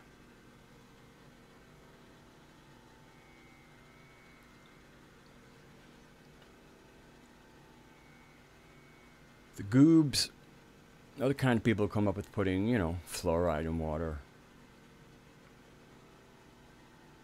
Fractional banking systems.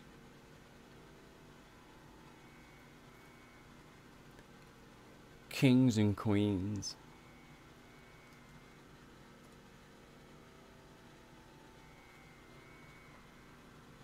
The goobs.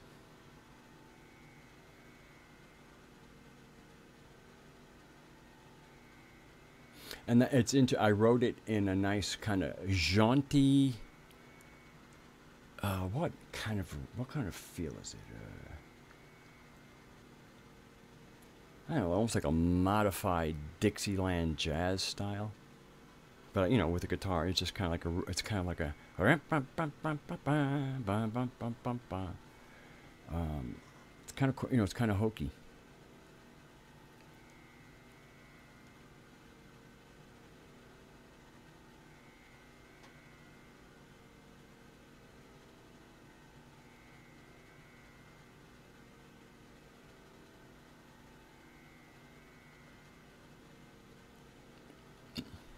Little drama over at the leak project, Lee.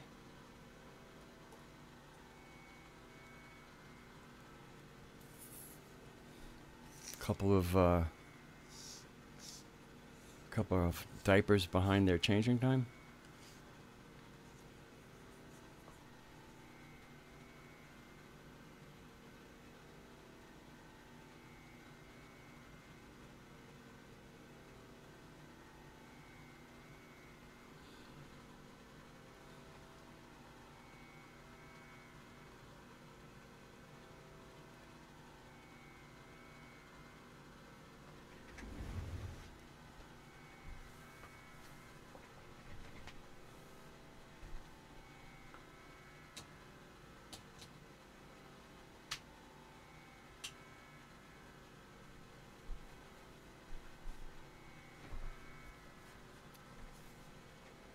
Well, since my leg fell asleep, it was very gracious of it not to collapse underneath me.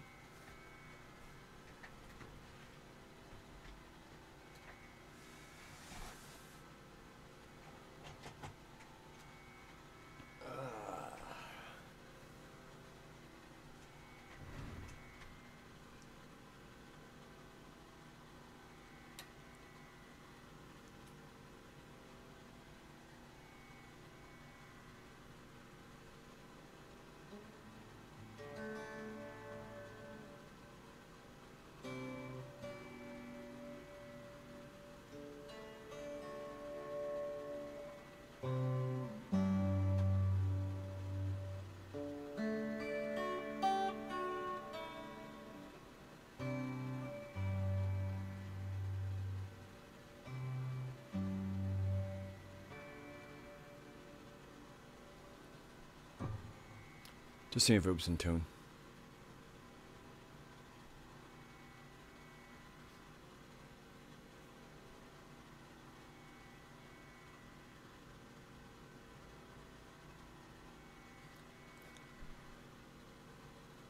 Been out there trolling a little bit, Lee. You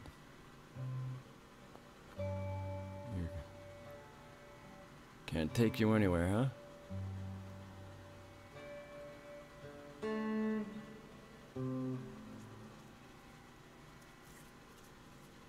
I'm also finding out that an injury that I did to my thumb in the years I wasn't playing guitar, I didn't realize that I really should have rehabilitated a little better, because it has made certain chords sloppy. I mean, it used to be like slam dunks. I could play my guitar behind my neck. Now sometimes when I'm looking at it, it's like, come on. But it's because it plays at a different angle.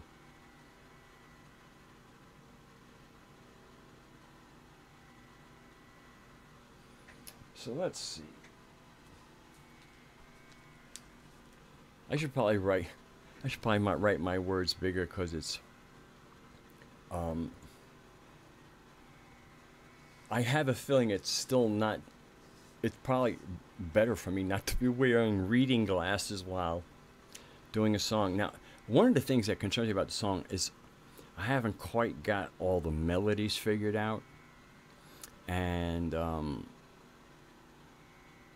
some of it goes up there a little bit. But I mean, the essence of it is certain. The essence of the words is playing a guitar a good idea? I mean, I'm seeing the chat's a little busy, and I'm, not sure. That's right. Well, I can do it. Never mind the chat. Do what you got to do. I'm recording, so I have a recording here. Never mind. Never mind. I'll ignore the chat. Let's see, do I want to use my pick? I don't know. Kind of. Let's see.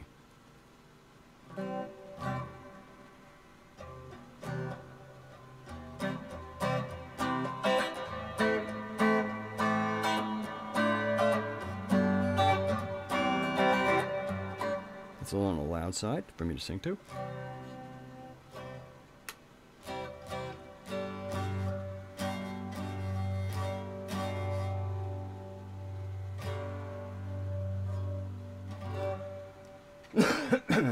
Ow! Whoa! That was a bad position to cough in. pinched a nerve grouping. It passed, but wow, it's like lightning bolt. All right. Can I really see this without my glasses? This is for the goobers who are.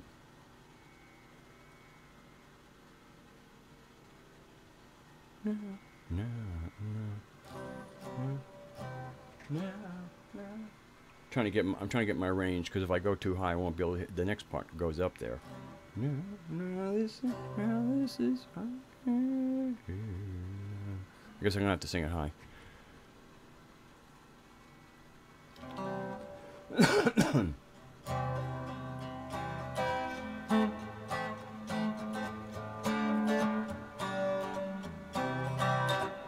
Now this is for the goobers who run gooberments and act like royalty. Your strut hits at a limp, and I think you've had a glimpse of your destiny. We have seen your work for thousands of years. Earth doesn't like you, and it's pretty clear. You need to leave the stage now. We've had quite enough. Now go to your room. So that's kind of like one little run through of a verse and a bridge. I'm working on actually a verse. It's not really, it is what it is. There's going to be a third part, but I'm still working on it. And I have a second bridge, which is that more exciting part, but I don't have this. I don't have the verse. It's kind of like they're kind of like I look at the goobs in power. I think they're running scared. Too many people have come to be aware. Now do us all a favor, though not in your behavior, and go to your room. Somebody requested me to show my very lovely Telecaster American Standard guitar, natural wood, no colors. Really like it.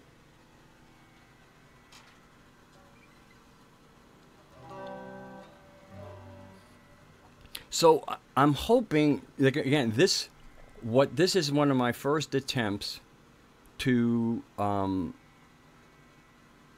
use words as magic, and to try to do it in kind of like the druidic bardic style, where the people who need to go away are treated as clowns. So and that's why the excoriation can't be too deep, because we are not without our boils. If we came with smooth skin, we might be able to really hurl the turds. But as long as we got a whole bunch of shit all over us, we got to watch when we're throwing it.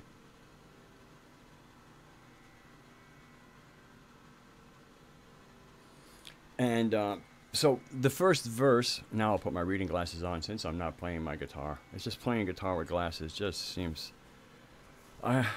my dragon vanity just can't take it. Okay, so the first verse is, now this song is for the goobers who run gooberments and act like royalty.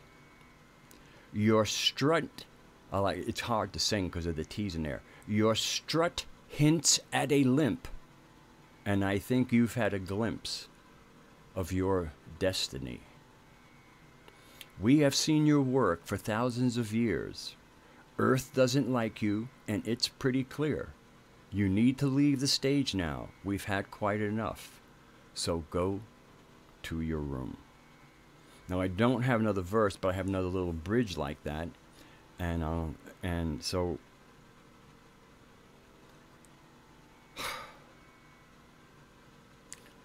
Look at the goobs in power. I think they're running scared. Too many people have come to be aware. Now do us all a favor, though not in your behavior, and go to your room. Now, I don't do the double rhyme in that one like I do in the other, and I'm kind of notorious in my songs of doing something in one place that, you know, like you kind of like set, like usually a double rhyme like that you would keep throughout all your bridges. You would do a double line in that last line before you say go to your room. It would be part of your motif. I am notorious for breaking motifs in my own work. So who knows whether I'm going to do that. I can tell there's a couple of people here who really need to go to a local comedy store and like work on some material. It is so clear. I see some of these chats. And sometimes maybe I should do it too. We'll plan a road trip. Go to a comedy store.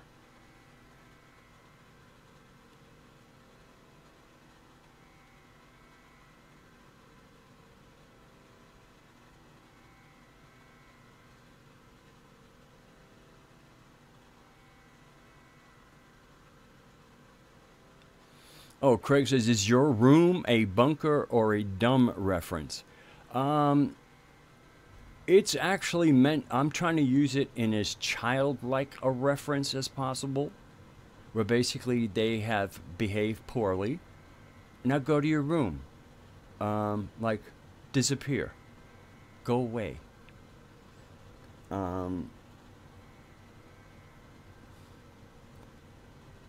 Yeah, I'm not a big fan. You know, I mean, I thought about it'd be interesting saying go to your room and then, like, you know, insert a way, you know, a sound effect of like, you know, a cage closing, a prison door closing. I'm not a big fan of prisons at all. They're a waste of people's money. They're, you know, when you have problems, you deal with your problems. However that looks, locking people away and then paying to lock them away, that's dumb.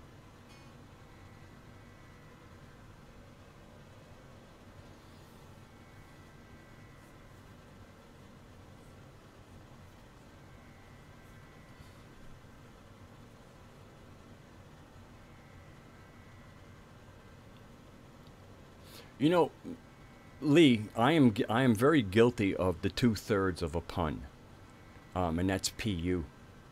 A lot, apparently, you know, a lot of puns turn out to be 2/3 of a pun. Just, it's the chances we take when we pun. And also punning. Punning is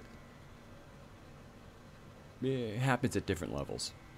So a fail in one circumstance might be a success in another circumstance.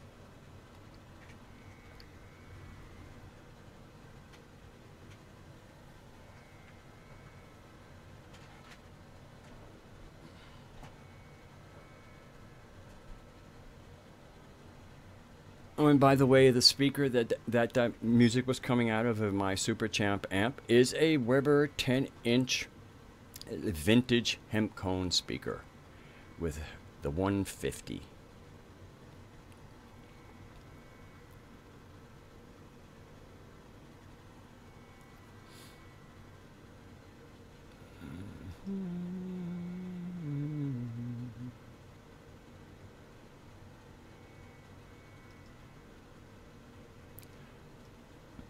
I just think it's so wild that I thought that here it was. I said, "Oh, look at that! There's, oh wait, oh I see what happened.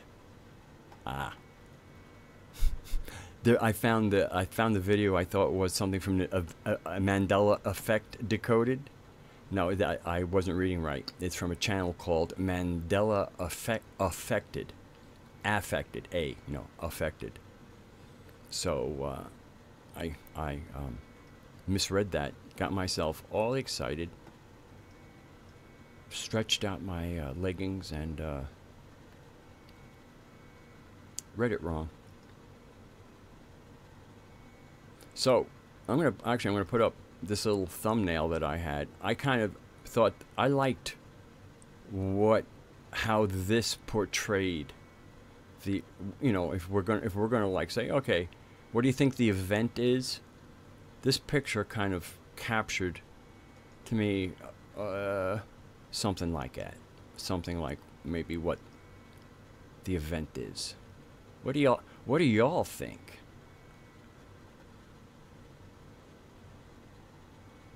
What do y'all think?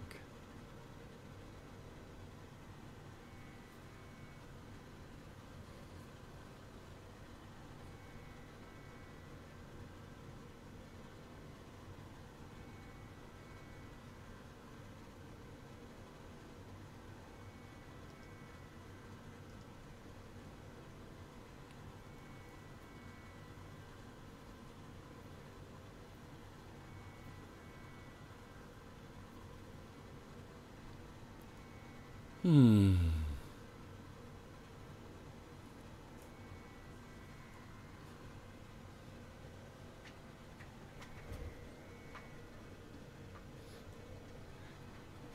Hey Moose, what would you? What I remember, I was saying like that song kind of had like almost like a Dixieland feel to it, because I could kind of hear some of that Dixieland horn and woodwind accompaniment.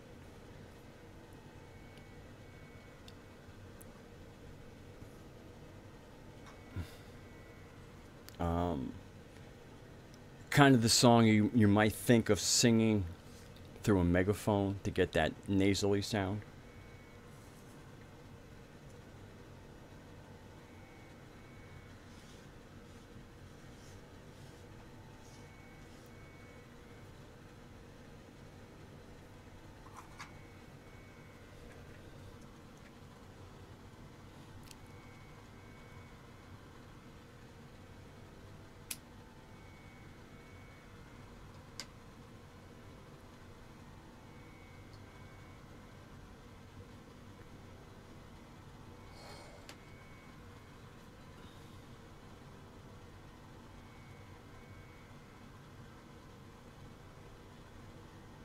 Yeah, Alex Jones, man.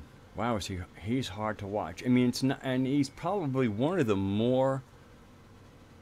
He probably has a better IQ than a lot of people I need to listen to. But oh my God, what a shtick! And the need to make everything. I guess it's called good marketing. Then what a shame that Alex Jones is as popular as he is, because ugh.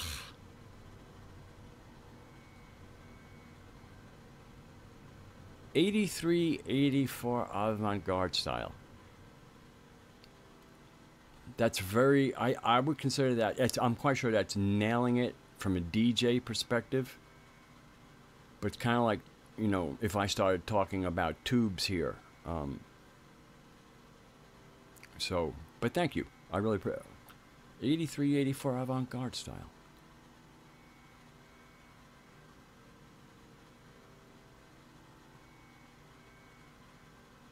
Oh yeah, Craig, do you know what QHHT stands for? I mean, unless if you're not up on stuff, acronyms and these abbreviations are really poor ways of communicating. And I think that's one of the things we all want to maybe take into consideration in text. That unless we're talking to an almost cult-like community that knows the shortcut to all the lingos, putting up, using abbreviations uh, does not assist communication. That's for sure. Like I said, it's great. It's great shorthand when you know who you're talking to. But if somebody has no reference point, you've lost them, and then they have to get in and go, "What does that mean?" Where if we kind of realize that this is might be a little bit abbreviation. Quantum. Oh, yeah, boy, is quantum everywhere now. Oh God. I mean, it's a marketing. Quantum has become a marketing word.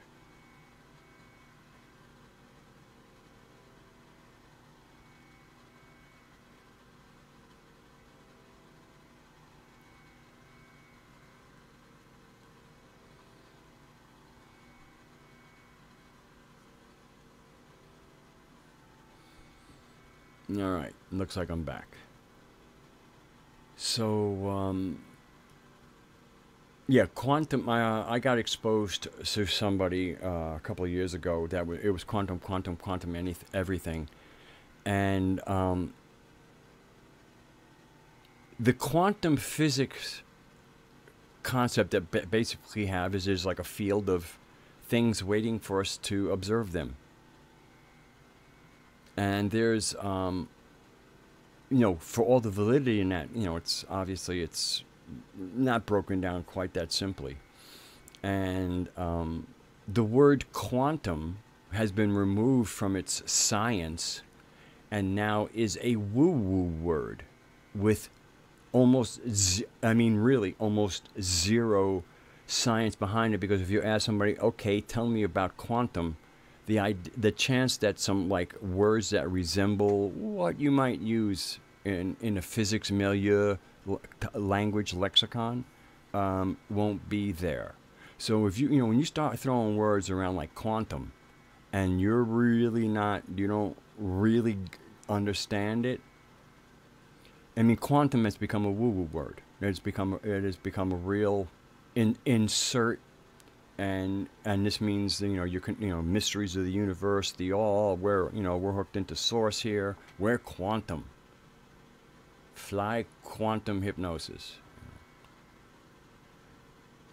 And now the skill of the people doing it can change anything. I mean, you can work with almost anything. If you have skill, you're doing good stuff. So I just, to me, I see they're kind of like marketing memes.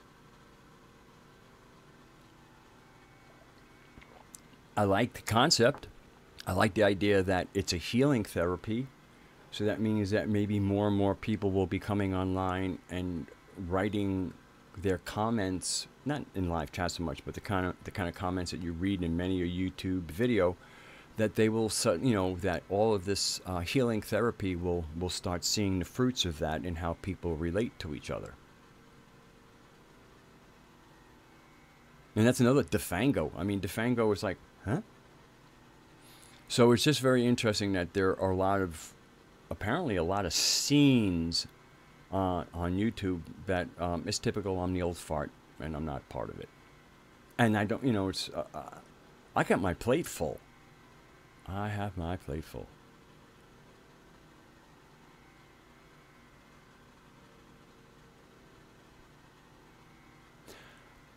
I like Anthony Patch when what he's talking about isn't what he's currently on the cutting edge of. Some of the ideas that Patch has had sitting with himself for some couple of years, he speaks very eloquently on, and he has the gnosis, he has the experience of it. So then that turns into language that is not transmitting a mental idea. You're using your language to transmit your experience of this hypothesis. Sometimes Anthony, I've heard him in some recent interviews where he's like kind of like got a new book out he's promoting, and that's one of the problems with authors. They get under pressure to put books out, so they'll put out like a really hot, cutting edge idea that isn't fully unpacked. So, and the problem is a lot, he's a man. When he speaks, there's, people should pay attention to him. But, so if he goes out there and some of the ideas aren't fully unpacked, people get these half unpacked ideas, and then the ramifications that happen.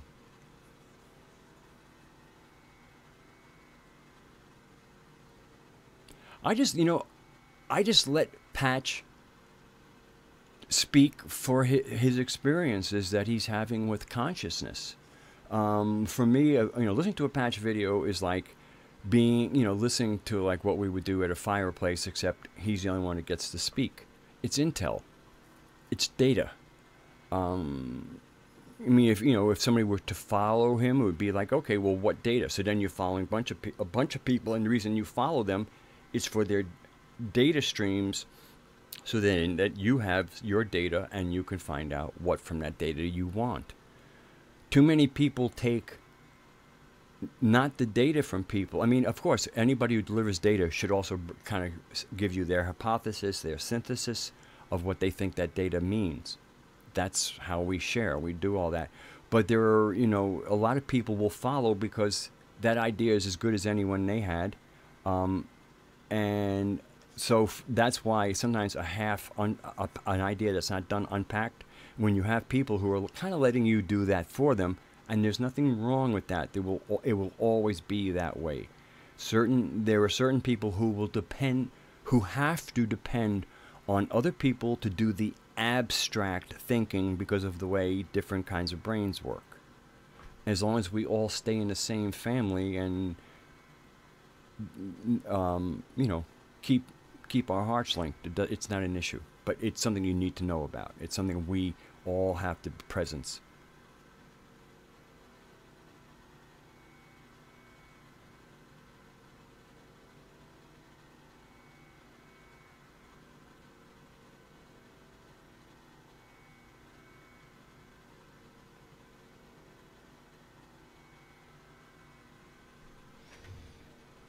And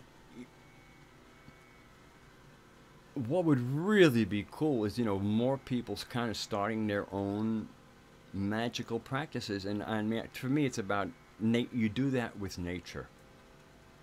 Go out and fiddle, dig a hole in the ground. Think of a purpose to dig a hole in the ground, in a place where, you know, there's some other natural life. And then listen, and then, you know, apply yourself, try to like pay attention to what you're doing. You know, kind of, okay, I'm digging a hole in the ground. So that way you kind of have a focus, you haven't got all this other shit going on in your head while you're digging a hole in the ground. And see if you don't suddenly start getting some kind of communication about what you, and I don't mean bad, I mean like, you know, what you might do with the hole. I mean, for me, going out and interacting with nature is to get a dialogue started. The whole thing is, when you interact with nature, you need to be in other words, if you're looking at a leaf, you have to be looking at the leaf, maybe even thinking about it. You can't be looking at a leaf and also half of your mind is like, you know, thinking about something else, you know, like multitasking. If you kind of just single task on something simple in nature, you get company. It's not a matter of needing to identify, because in many ways it's a chorus from nature.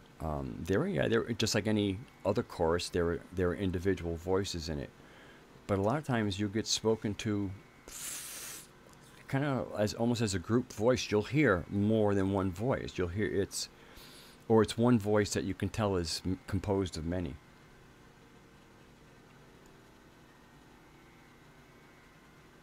So anyway, tomorrow night is my live stream at 9 o'clock. It will be a Can't You Hear Me Gnostic stream, because of signs, omens, real life events that have just told me we have to keep Gnosticking.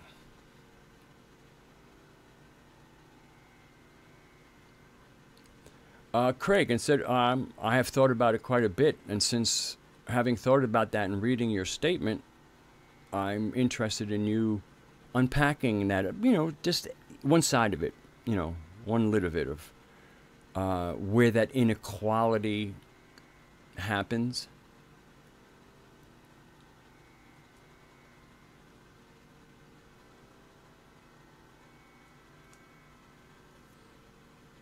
I was thinking about, you know, snakes and their representation of the old wisdom and wisdom in general. And then it brought my attention to, wow, you know, poisonous snakes, what are they kind of, where's the wisdom there? And the wisdom of poisonous snakes is respect. I know there are certain folk tales of like the black mamba chasing people. I mean, again, who knows what they've done to other black mambas that can but generally speaking, because I guess what it is, I like snakes, but I love iguanas, and I was thinking about, you know, piece of property, introducing some of the snakes. You know, they're good for insects and rats and all kinds of stuff. They're really great. Oh yes, I see. Thanks, Craig. I'll look at that in a minute. And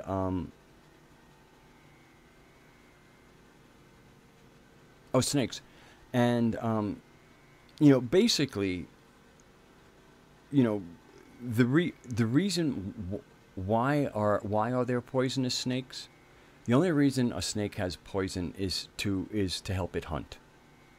Okay, the poisonous snakes use their venom to poison the prey and paralyze the prey they're going to eat, and then they eat it. That's all it is. That's why poisonous snakes use poison as their method of killing rather than constriction and other methods. It's very simple. No snakes hunt people with poison. So in other words, there is no snake that's going to look at a human and say, I'm going to bite them with the hopes of swallowing them. So what poisonous snakes represent to us, in my opinion, is respect for power. Respect for boundaries. I mean, when I mean the power, I'm talking about the power of sovereignty, the power of who you are, not doing anything external. It is that sovereign, you being your own castle kind of power.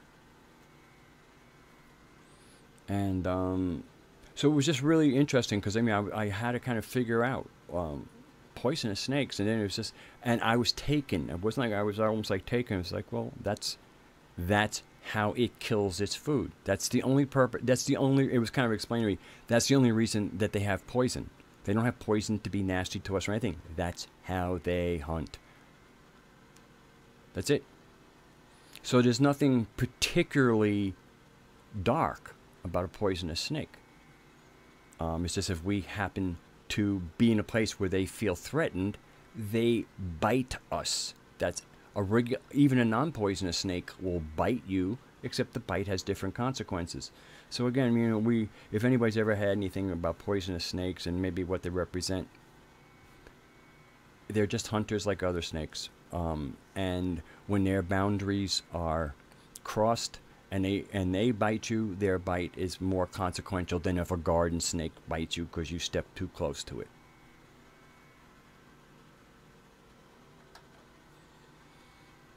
Okay, so I saw some stuff coming up here. Old growth forests.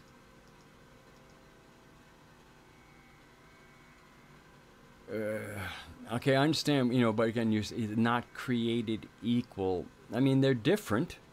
Our language and the polarity thing we've been through sometimes can make it tricky. But there's definitely a difference between old growth forests and flatlands and scrub bush. We have the goddess is infinitely creative. I like her style.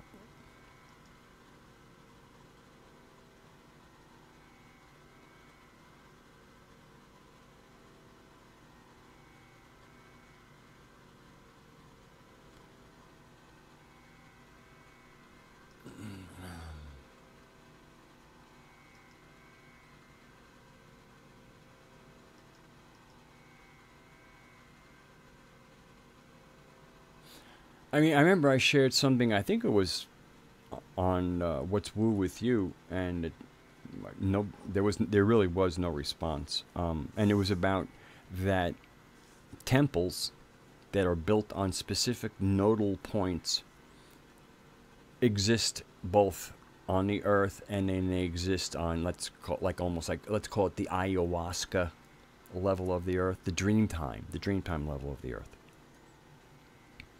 And how fascinating now, you know, it is that one of the reasons why those temples were good for communing with the other side is that once you kind of adjusted your vibration, that temple that you were sitting on at a specific place on the earth also had a place in the dream time.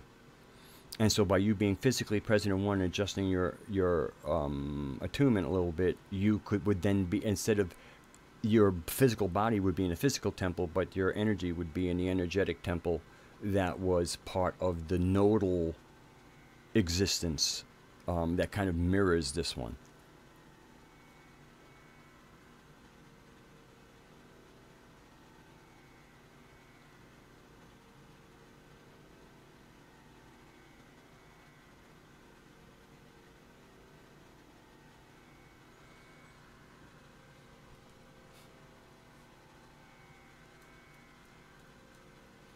So if I was able to kind of persevere, you know, and put some inroad, I mean, like somebody I'd love to have a little talk with is Walter Bosley.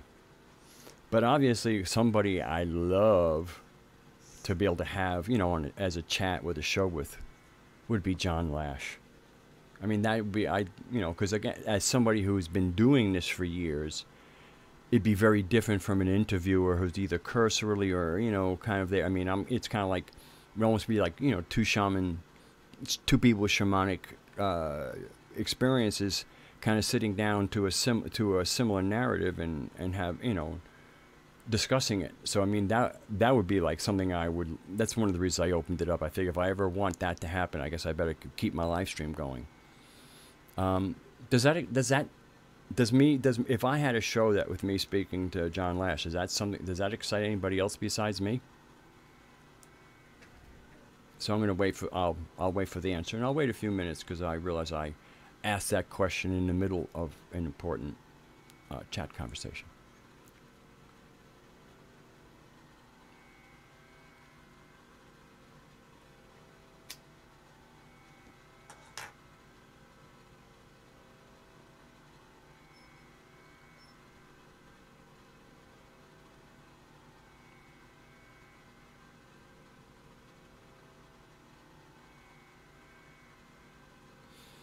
I remember it's way back in the beginning when Doc says, "Don't make me quote Jesus," and I said to some of my favorite quotes attributed to Jesus.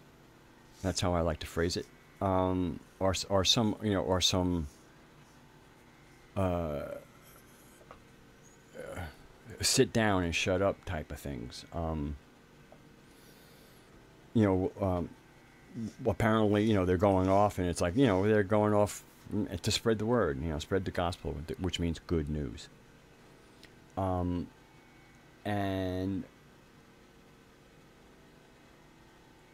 so, you know, one of them says, well, you know, what about our parents? We have, you know, whatever, you know, people who, in other words, it's almost like today's conspiracy theory. In other words, we're like in this live stream, and then we got people watching TV. So it's, in many ways, it's if like we all suddenly came up with what we're going to do next. And we're heading off, and then, but people go, you know, and we're not coming back. So it's like, well, what about the people watching TV? To which Jesus says, "Let the dead bury the dead," you know, or Jesus, it's said that he said that. Ooh, my, that's spanky Jesus. I've seen another translation that was, "Let the dead bury their own." Just as spanky. Other ones is, "Do not cast your pearls before swine, lest they trample them underfoot and break them into pieces." And for me, I hear that metaphor. Pearls mean wisdom, because there's a lot of interesting kind of almost Gnostic-y back chat in the Gospels. Quite a bit of it. That's one of the ones I kind of relate to. Dogs return to their vomit. Ooh, baby, does that spank. That spanks big time. And I think it's, and then the non-spanky, and the one that I like is, "Be gentle as doves, but subtle." There's a couple of words for that: subtle, cunning, or wise. Obviously, I like wise, and subtlety. Wisdom and subtlety obviously go together, because sometimes subtlety is what is wise. I like that one. "Be gentle as doves, but wise as serpents." So, and that one's not spanky. But some of those, I mean, some of the other ones that really stuck out for me as attributed to a historical Jesus, the ones that stuck with me were the spanky ones. Okay, so nobody replied to my whether they would be excited if I spoke to JLL. Nobody replied. So I take that as if I do it, it'll be something that I'll enjoy, and I'm quite sure that might get me some people beyond our own crowd who is apparently doesn't have much love for JLL, and then we could mix it up together.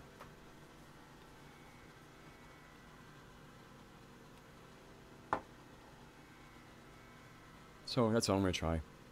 Oh, they did? I have to let me investigate.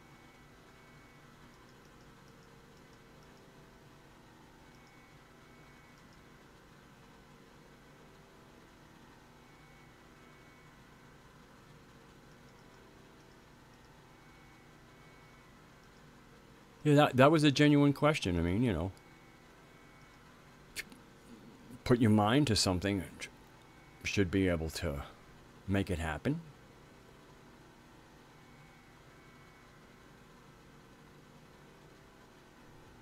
Yeah, Craig, I'm not a fan of the Nag Hammadi as far as for learning if you wanted to become Gnostic through it. I love the Nag Hammadi because the word Gnostic, Gnosis, and all of the concepts that form the material of what it is to be Gnostic come out. They're in there. They're in the Nag Hammadi text. It's just to read the Nag Hammadi text, and for me, it would be, to me, it is not at all genuine to first to say, oh, read the Nag Hammadi text and you'll understand what Gnostics were doing. There is not a single fully, in my opinion, not a single fully, not what I would consider to be truly derivative mystery school Gnostic text in the whole Nag Hammadi. I haven't read it yet.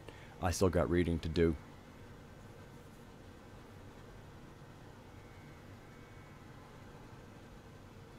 But the Nag Hammadi's for people who are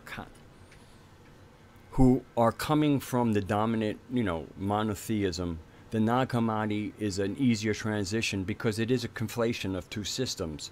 So a lot of the parts of the system that people are familiar with, even some of the terminology, a lot of the cosmology, still comes in there because it was this attempt at a marriage between the old world and the new mysticism arising out of the Judaic corners. And you know, when I, you know, from reading Nag Hammadi text, it's like reading cut and pastes. If you know, if a Democrat and a Republican, you know, were given equal time in the paper and it was supposed to seem unbiased, it's kind of like how it's written.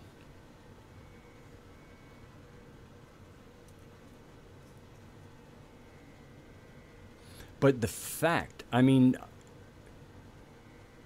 if it were not for the Nag Hammadi texts that were, again, the only text that the young John Lash was exposed to, that said, nah, something ain't right here, but set him on a lifelong investigation, and now, you know, he's at the front. I mean, his two sites, metahistory.org and gaiaspora.org or net, it's talk about, you know, a modern library of work, and so much of it from his own pen. He has really done amazing work, and he keeps a pretty good sense of humor about it. Thank you, Raksha, for setting me straight.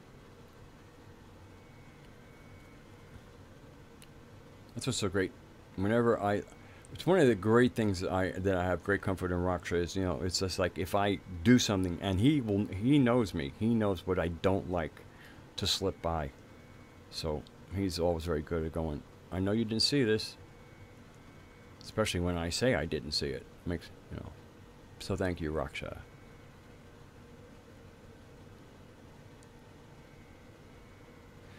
The interesting thing about the Dead Sea Scrolls and Nag Hammadi is how they often get conflated, and they really couldn't be more different.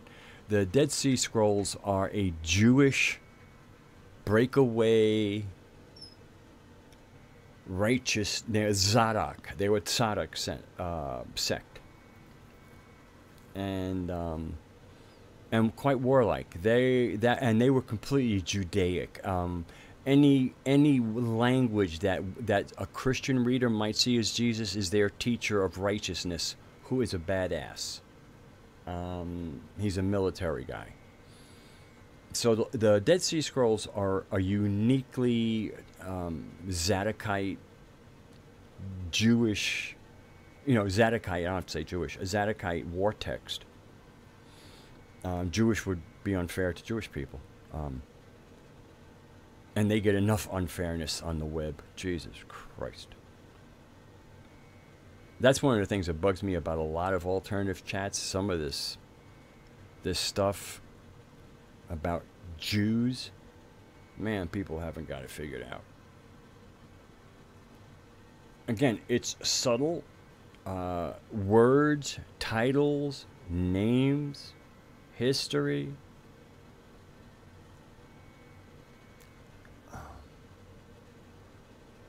It's best that we just seek our solutions and not look to point fingers. We know who the goobers are. I mean, at this point, they're goobers. The goobs are the goobs, and they might belong to this family line and this historical line. Who cares? Goobs are goobs. They're goobs, which is also mean they're criminals.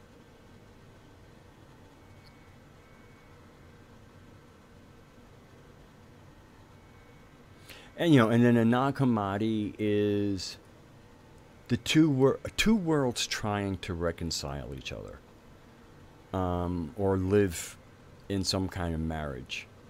And to me, and the sad thing is, much of the Gnostic side isn't coming from initiates. To me, it's kind of coming from the common understanding of the Gnostic cosmology. Because if it were from no initiate would be able to kind of put together the two systems. That is a big part of, especially the cosmologies and stuff. So I just the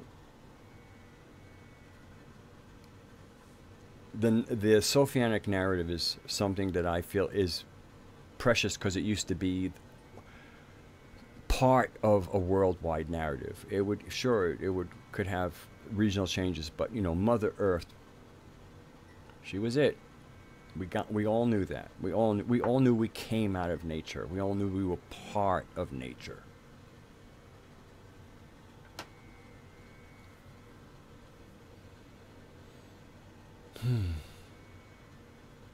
Man, other than the name SpongeBob SquarePants, I don't know a thing about that character.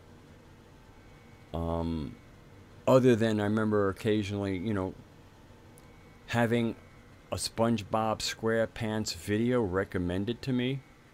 Don't know why they would do that. Maybe that's some pretty mocking shit.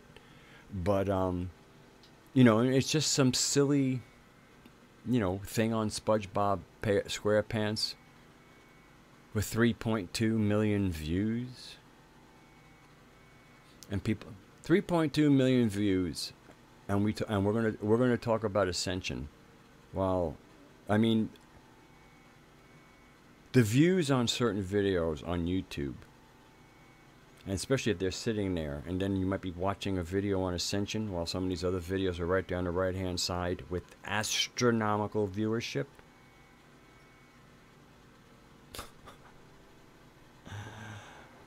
It's quite the visual. Quite the visual. Anyway, so I think at 2.5 hours, it's been a nice. And we're going to hang out again tomorrow if you do show up here. I thank you for everybody who has shown up and contributed. I've had there's been a few new subscribers. I also will be on top of this in my weekly thing and my occasional, hey, it's a weekend, I feel like talking to everybody. There'll be more musical videos. I'm kind of getting the strategy for that, you know, a little more, a little less off the cuff, a little more structured, in a way that I really can kind of try to help the company Weber until they sell something. Because I spoke about it, I'm not happy.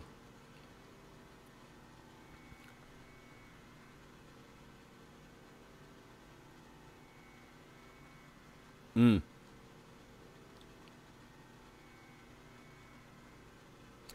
Well, what's interesting, because Jessica, your point is very well made, about them putting it in there. But you know, the terminology, the goobs. If they knew I was going to be calling them goobs, somebody's time traveling.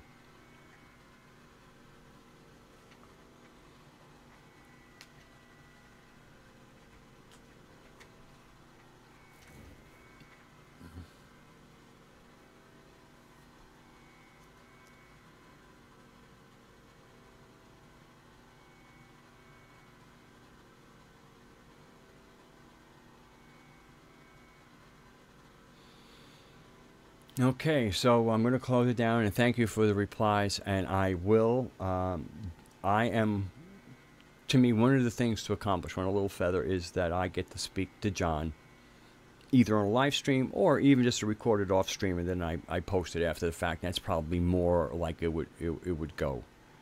Um, I don't know that John has ever done a live stream, and that would be something else. And I don't know that he's got I don't know that he would have the stomach for it.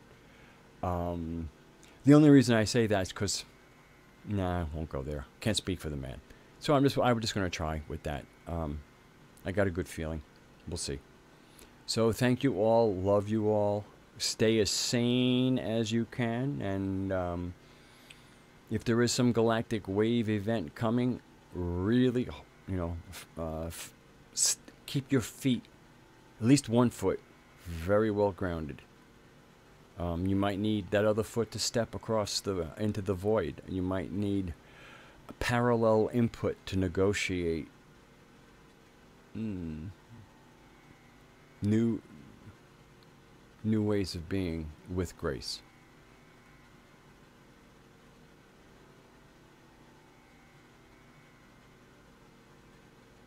Okay, so kisses, love, and actually, oh, sorry, I'm gonna stop my streaming and then wait for it to go offline.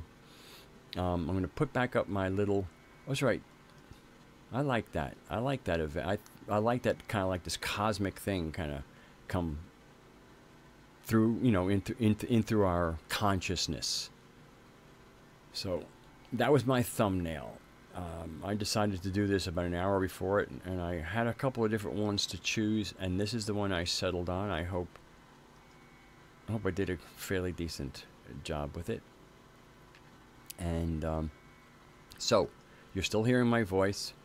I have now hit the stop stream.